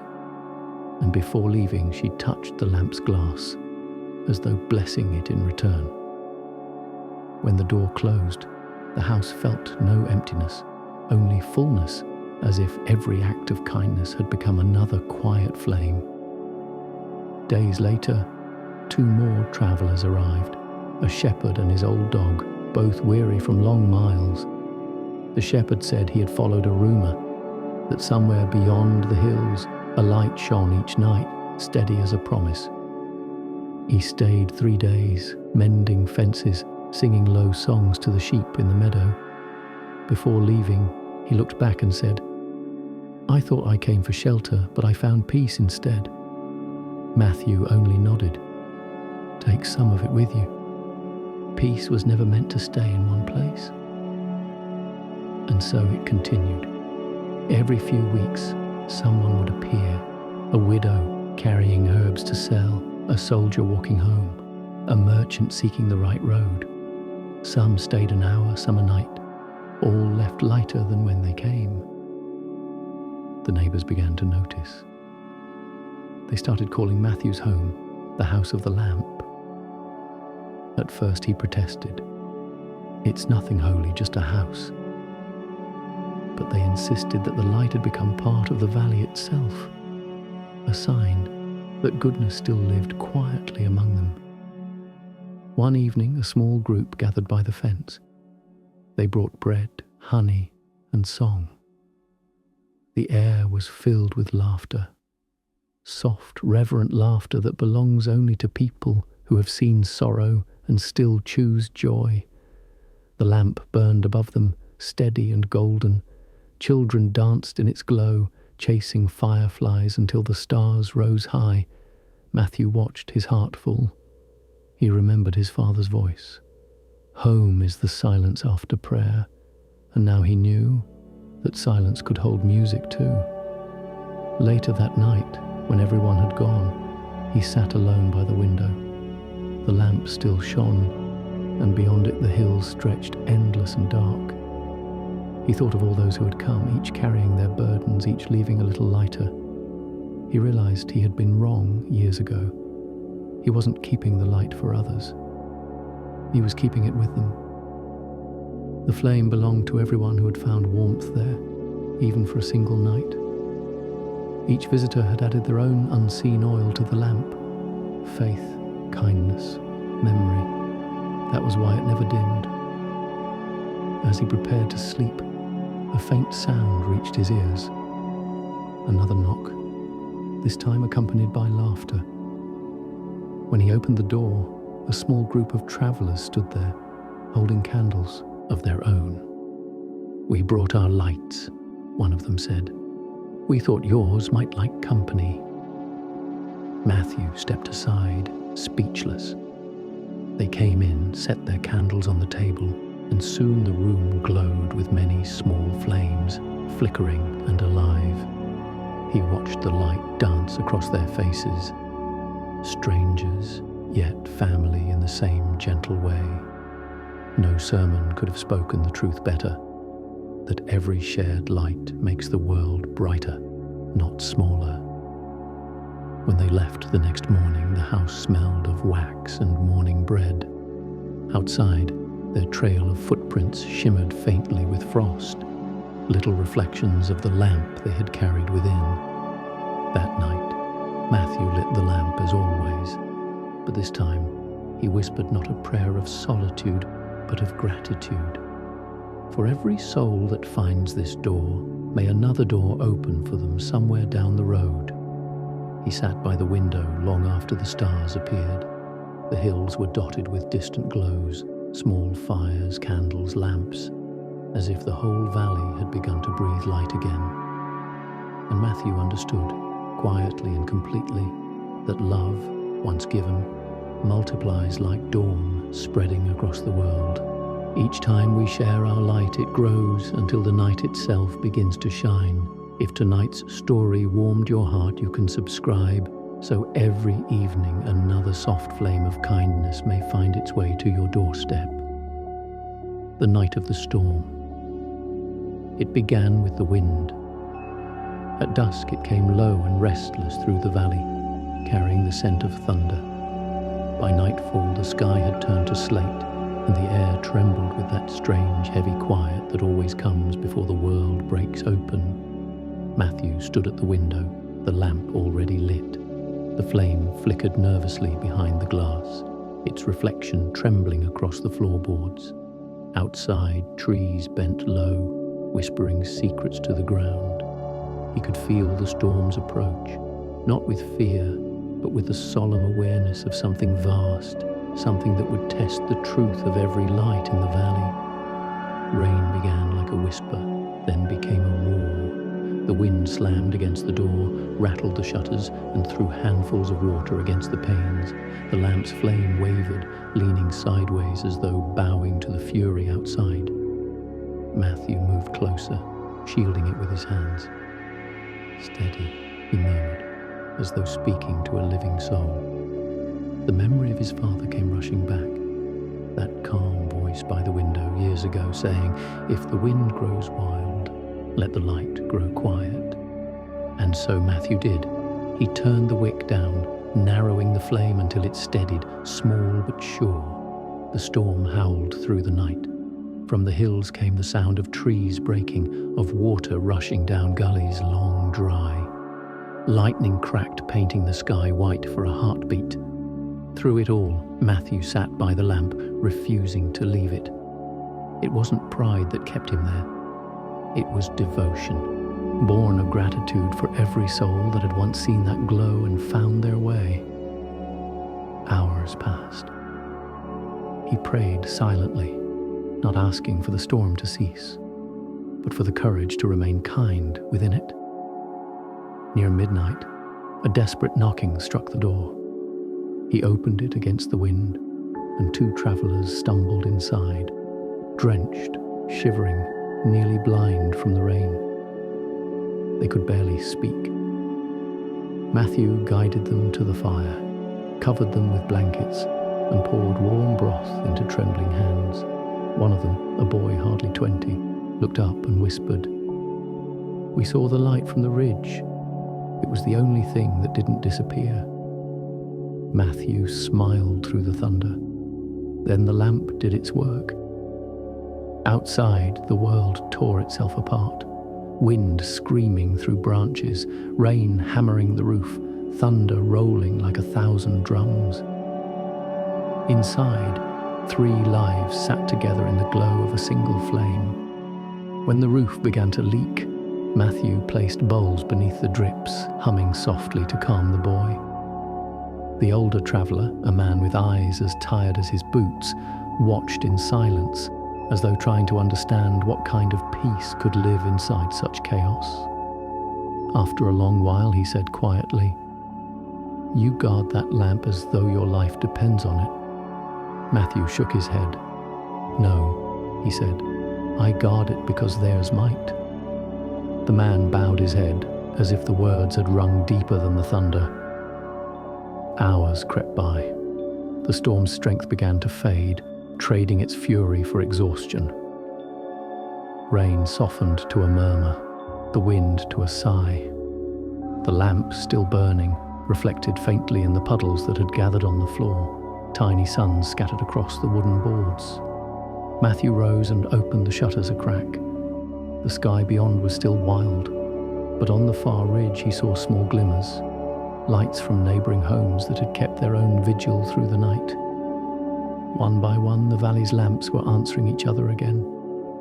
He closed his eyes and breathed, feeling the storm leave his chest as gently as it had entered. When morning came, the world looked washed and new. The air smelled of cedar and wet earth. The travellers stepped outside, marvelling at the calm. The boy turned to Matthew and asked, "How did the lamp not go out?" Matthew smiled faintly. "Because light doesn't fear the dark," he said. "It only waits for us to stop fearing it." They thanked him and went their way down the hill, leaving footprints shining with morning dew. Matthew stood there for a long time, watching the road. He could feel his father's presence, not in memory this time, but in the rhythm of the quiet world itself. The storm had not taken anything from him. It had revealed what could never be taken. That evening, when he lit the lamp again, he whispered, "For every heart that trembles in the wind, may your flame hold steady too." The night was clear, the stars returned, and as the lamp glowed softly on the windowsill, Matthew finally understood. The purpose of light was not to end the storm, but to endure through it. Faith does not silence the storm. It teaches the flame to stand within it. If tonight's story brought you a sense of calm amid life's winds, you can subscribe. So each evening, another quiet flame of faith may steady your heart again. The morning after morning came slowly, like a prayer whispered into silence. A faint light crept over the hills, sliding across the wet earth, glistening on every leaf and blade of grass. The air was cool and full of scent, rain, cedar, ash, and something new, something like forgiveness. Matthew rose early, though he had barely slept. The house still smelled of damp wood and smoke. Patches of the roof had leaked, but nothing was broken beyond repair. The lamp on the windowsill had gone out only when dawn arrived, its work done for the night. He opened the door, and the world took his breath away. The valley lay before him like a watercolour reborn, pale mist rising from the fields, puddles shining like mirrors, the trees heavy but alive. Even the broken branches glowed with dew, as though sorrow itself had been baptized in light. He stepped barefoot into the grass. Every step released a cool shiver of water. In the distance, smoke curled from neighbouring chimneys, faint signs that others too had weathered the night. Down the road he could hear a woman singing. It was an old hymn, half forgotten, carried on the wind like a ribbon of hope. The storm may roar, but still the sky shall clear for those who wait in faith. Matthew closed his eyes, letting the sound fill him. Each note seemed to rest not on his ears, but on his heart. He thought of the travellers who had come seeking warmth, of the boy who saw the light, of his father who once tended the same lamp. Every thread of that memory wove itself into the morning air, soft and golden. By mid-morning, the villagers began to visit. Some came to check the fences, others to help mend the roof. They brought loaves of bread, baskets of herbs, laughter, and stories of how the storm had tested their courage. A neighbour named Clara, whose cottage stood far across the fields, said her window had shattered in the night, but she'd kept a candle burning anyway. It was the smallest thing, she said, smiling. But I could see a lamp glowing through the rain. It made me believe my candle mattered too. Matthew looked down, humbled. The light had never belonged to him. It had belonged to everyone who dared to keep theirs alive. That afternoon he walked along the stream behind the house. The water ran swift and full now, carrying fallen leaves in the reflection of clouds. He bent down to wash his hands and caught sight of his own face in the water, older, lined, but peaceful. He thought of all the nights of fear he had lived through, all the prayers whispered into the unknown, and he understood now. Faith was not about asking the storm to end. It was about standing there, drenched and trembling, and knowing that even this, even the breaking, was not outside the mercy of God. A single sunbeam broke through the clouds then, falling across his hands. He lifted them, palms open, and whispered, "Thank you." When he returned home, he found two travellers standing by the fence, the same young man and boy from the night before.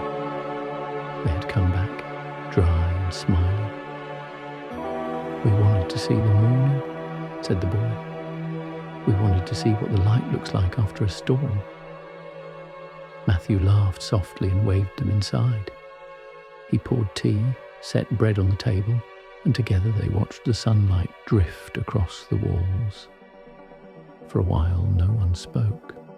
The silence between them felt sacred, the kind that doesn't ask for words because it already understands. Before leaving, the young man said, "Your lamp saved us last night." Matthew shook his head. "No," he said gently. "The light was only showing what already lived in your hearts, the will to keep walking." As dusk returned, the valley glowed with gold. Children chased the last puddles. Farmers lifted their eyes to the brightening sky. Everywhere, life resumed, slower, gentler, touched by something holy. Matthew cleaned the glass of the lamp and refilled its oil. He didn't light it yet.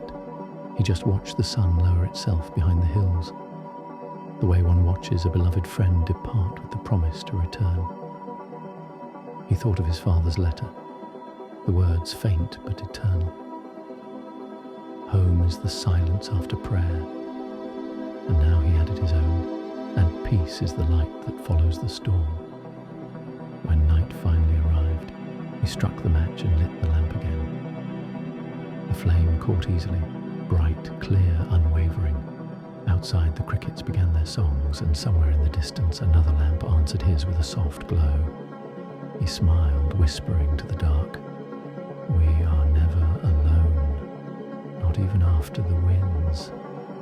The hills, still damp and shining, seemed to nod in return. After every storm, the earth remembers how to shine, and so do we. If tonight's story brought a little calm to your heart, you can subscribe, so each evening another sunrise of faith may find its way to you again.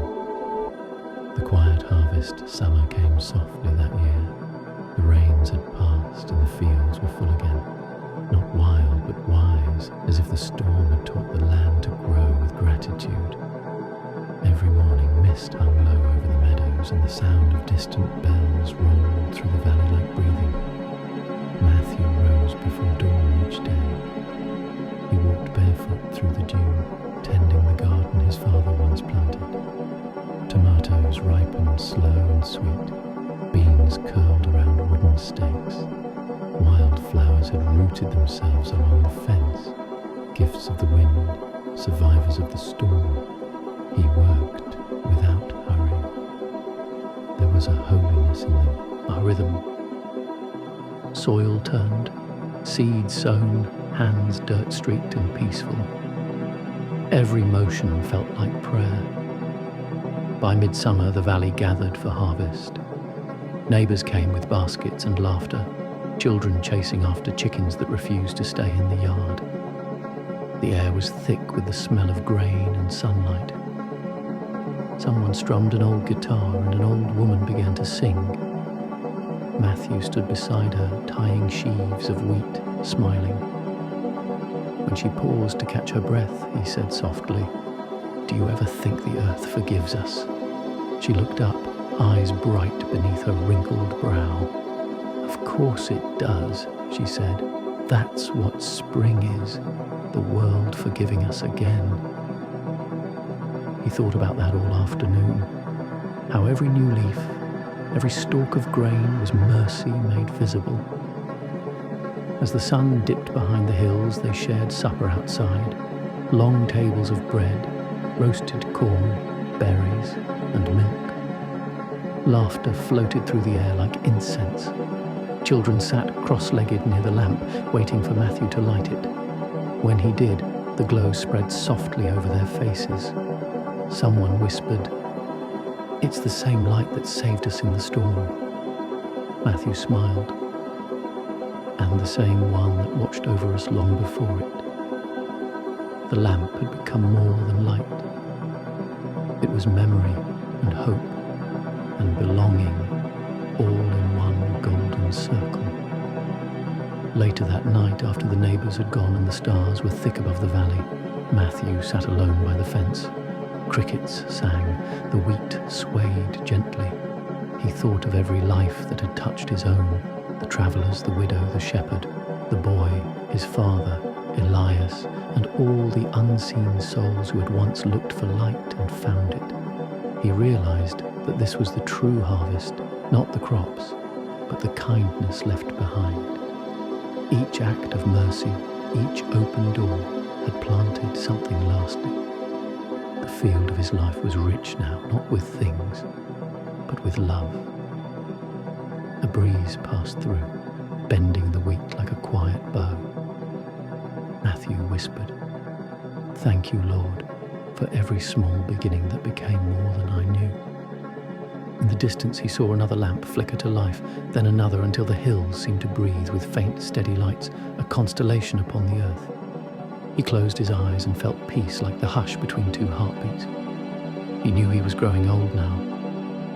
His hands trembled sometimes when he lit the lamp, and his steps had slowed. But he no longer feared time. Each day felt like one more verse in a hymn that had begun long before him, and would continue long after. When dawn returned, he walked the fields once more. The sun rose over the valley, gold spilling across the ripened grain. Birds lifted from the trees, calling softly. Matthew paused, hand resting on the tall wheat, and whispered, "This is enough." He understood now that peace was not the absence of storms, nor the abundance of days, but the presence of gratitude in the smallest moment. He took a single stalk of wheat, tied it beside the lamp, and smiled. It looked humble there, fragile, glowing faintly in the morning light. But somehow it seemed to hold the whole story. That evening, as he lit the lamp once more, he didn't say a prayer aloud. He simply stood there, eyes closed, feeling the quiet move through him like music. The flame flickered once, then steadied, the way his heart had learned to. And as night fell, the valley glowed again with gentle human stars. The truest harvest is not of the earth, but of the heart. The quiet abundance that grows where gratitude lives. If this story's calm has found you tonight, you can subscribe, so each evening another gentle seed of peace may take root in your heart again. The light beyond the hills. The years drifted on like slow-moving clouds. Seasons came and went without hurry, each one gentler than the last. The lamp still burned every night on Matthew's windowsill, its glow visible from every path winding through the valley. Children who had once run barefoot past his gate had grown into adults with homes of their own. They still pointed toward his cottage when the evening fell, telling their children, "That's the light that never goes out." And truly, it hadn't.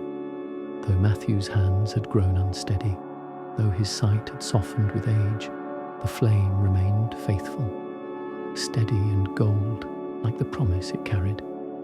One autumn afternoon, Matthew sat beneath the willow tree, the same one that had shaded the house since his childhood. The air smelled of ripe apples and rain-soaked leaves. He watched the valley in silence, fields golden with harvest, the stream glinting silver under the low sun. He thought of the long years, the wanderings, the firelight conversations, the travellers' laughter, the prayers whispered into the night. Each memory felt less like something past and more like something still happening. A river that never stopped flowing, only deepened. A young boy from the village approached, carrying a small basket of bread. "Mother says you shouldn't work so much," he said shyly. "She says the valley still needs you strong." Matthew smiled, eyes creased with kindness. "The valley doesn't need me strong," he said. "It just needs the light strong." He handed the boy the brass key to his lamp box. "When I can't light it anymore, will you do it for me?" The boy nodded solemnly, as if being entrusted with the dawn itself. That night, Matthew sat by the window as usual. He lit the lamp, watched the flame take, then leaned back in his chair. Outside, the sky stretched wide and blue-black, full of stars. He could hear the faint hum of distant bells, perhaps from the chapel or perhaps from memory. His thoughts wandered to his father, to Elias, to all who had come and gone. He no longer missed them with pain. He missed them with gratitude, the kind that feels like a full breath at the end of a long song. He whispered, "I kept it burning, Father, just as you did." Then he closed his eyes and let the warmth of the flame fill his face. The room was peaceful, the world outside utterly still. The light flickered once, not in weakness, but in a soft rhythm, as though the lamp itself were breathing. At dawn, the boy returned. The house was quiet, the lamp still glowing faintly, though its keeper had fallen asleep beside it. Matthew's hands rested gently in his lap, his face turned toward the window, calm and smiling. The boy stood silently for a long time, then reached out and trimmed the wick, as he had seen Matthew do so many times before. The flame steadied. Outside, the sun rose over the hills, its light merging with the lamp's glow until one could not tell where man's flame ended and heaven's light began. In the weeks that followed, the villagers took turns tending the lamp. At dusk, someone would climb the hill, refill its oil, and whisper a small prayer before leaving. It became a ritual, a rhythm, not commanded, not required, but freely offered. And each night, as the valley darkened, the lamp would shine again, a golden eye watching kindly over the fields, reminding everyone that goodness never truly dies. It only changes hands. Children grew up calling it Matthew's light. Travelers still found their way by it, and lovers made promises beneath its glow. When storms returned, people said, "Don't worry, the light has seen worse."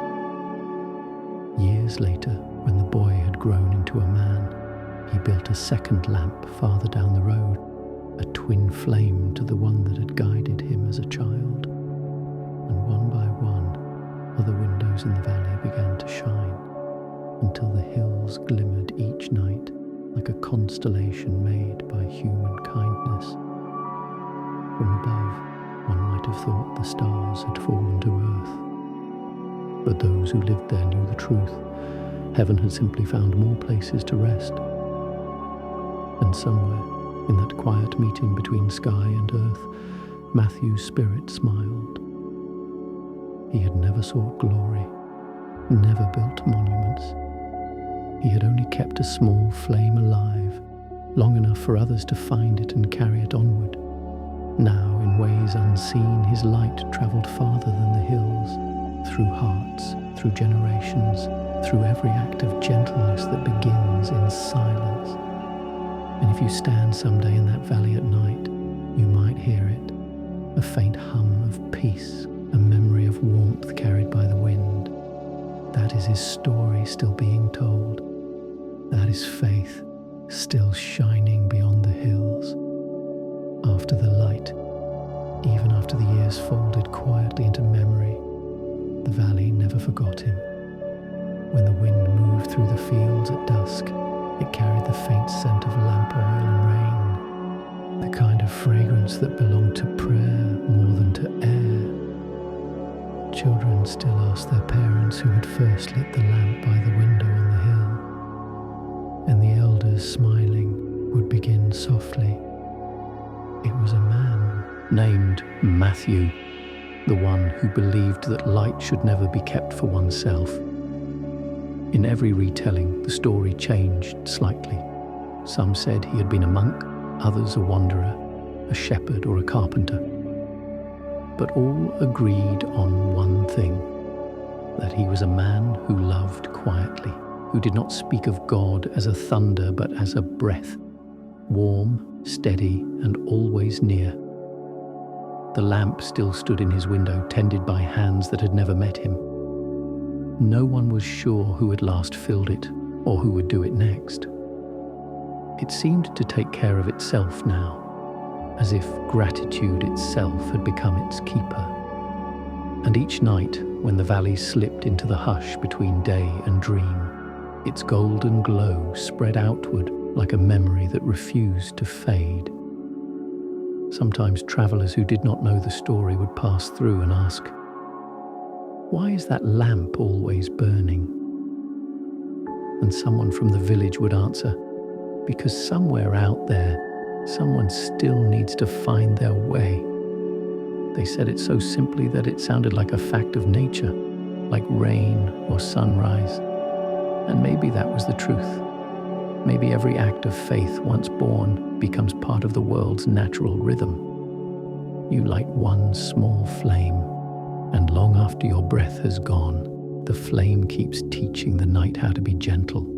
In the heart of winter, when the snow lay thick and stars burned sharp above the valley, the lamp's glow turned the windows to honey. Old Clara, who had been a child during the first storm, often sat outside her door at dusk, her shawl pulled close. She said the light comforted her bones. It reminded her that love does not vanish. It simply becomes quieter with age. Once a young man visiting from another town told her, "Surely it's only a lamp." And she laughed softly, the way old souls do when they meet innocence. "Oh, my dear," she said, "it was only a manger once. It was only a cross. It's never the size of the wood. It's what burns upon it." The boy didn't answer, but that night he stood outside long after the others had gone in. Later, when he returned home, he built a lamp of his own. Seasons rolled on, and the valley changed. New houses were built, new lives begun. The road that led to Matthew's Hill became busier, but the silence around his cottage never broke. It was a sacred kind of quiet, not emptiness, but fullness. The kind of stillness that comes when a place remembers being loved. Each spring, wildflowers bloomed around the fence, unplanted but faithful. And every autumn, the field seemed to glow with deeper gold, as though the soil itself carried memory. Some said that when the evening wind was just right, you could hear the faint sound of a bell, the one Matthew once gave to Elias, its echo still circling the valley like an old hymn refusing to end. Generations passed and time softened everything except the light. It burned through war and famine, through silence and plenty. It outlasted names, it outlasted walls, it outlasted the voices that once called out from the gate. And through it all, the valley learned something that no sermon had ever quite managed to teach, that faith, when lived quietly, becomes immortal. No great signs, no crowds, just one small lamp, one steady hand, one heart that refused to stop believing that kindness mattered. That was enough. It was always enough. On the 100th year since Matthew's birth, the townspeople gathered to rebuild the chapel near the edge of the stream. It had fallen long ago, its stones scattered by time. Children carried new stones from the river. Mothers wove garlands of herbs to hang along the beams. The oldest villager, nearly blind, whispered, "Let the light of the window guide us one more time." And so they built the chapel facing his cottage. When they finished, the priest carried the flame from Matthew's lamp across the field and used it to light the chapel's new lantern. He said, "This fire was kindled by hands long gone, but its warmth belongs to every soul yet to come."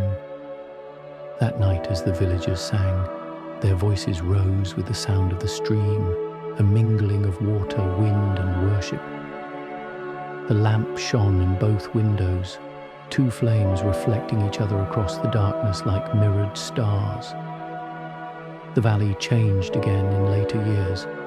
Technology came, roads widened, and the world grew loud. But even as electric lights filled the streets, no one dared to turn off the old lamp. It remained steady and quiet, a reminder that not all light comes from power. Some comes from love. And love, unlike power, needs no switch, only faith to keep it glowing. Pilgrims began to visit. They said the place brought them peace, that standing before the lamp made their hearts slow down, as if time itself bowed in reverence. Some left notes on the fence, prayers, names, thanks. Others left nothing but silence, which was sometimes the most honest offering of all. One evening, long after the last visitor had gone, a little girl climbed the hill. She was no older than 7, clutching a notebook to her chest. Her grandmother had told her about Matthew and said, "When you don't know what to do, look for the light." She sat beneath the window and began to write. The words were crooked, simple, full of wonder. "Dear Mr. Matthew, I saw your light tonight. I think it knows my name." Then she closed her book, smiled at the lamp and whispered, "Thank you." And as she walked home, she didn't notice that another lamp had lit itself far down the road, or that the stars above her seemed to burn a little brighter. If you were to walk that valley now, you might find it hard to tell where Matthew's story ends and where your own begins. The light has become part of everything. The trees, the mist, the people, even the silence. It waits in the corner of every act of mercy, every word of forgiveness, every smile that reaches someone in need. The world will always have its storms. There will always be winds strong enough to bend our faith, nights deep enough to test our hope. But somewhere in some window a small flame will remain. And perhaps it will remind you too that you don't have to be strong to be faithful. You just have to stay. That was Matthew's secret. Not courage, not greatness, but staying. Through rain, through doubt, through loneliness, he stayed, and the light stayed with him. Now, the story belongs to you.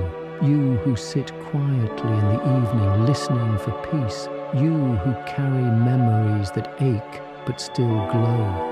You who wonder if your small kindness matters. It does. Each time you choose patience over anger. Each time you forgive instead of closing your heart. Each time you offer a word of gentleness. The lamp burns again. Maybe unseen, maybe unpraised, but shining just the same. So tonight, if you look toward your own window, or perhaps into your own heart, you might notice a soft light waiting there. It's not the end of the story, it's the continuation. Because the lamp was never about Matthew, it was always about us, about the quiet ways love keeps the world alive. And when you finally rest your head, may this be your peace, that somewhere beyond the hills there is still light, not because someone stronger has kept it, but because someone gentle refused to let it go out. Sleep in that knowledge, breathe in that faith. Let the night hold you as the lamp once held the lost. And may the same God who watched over Matthew watch over you now and always, in every dusk, in every storm, in every dawn that follows. The story never ends, because love never stops shining. Every gentle act is a new flame in the long night. And God, the eternal keeper, tends them all. If this story has brought peace to your evenings, you can subscribe, not just to a channel, but to a rhythm of stillness. Each night, another story will wait for you. A small flame of hope to keep your heart warm until morning.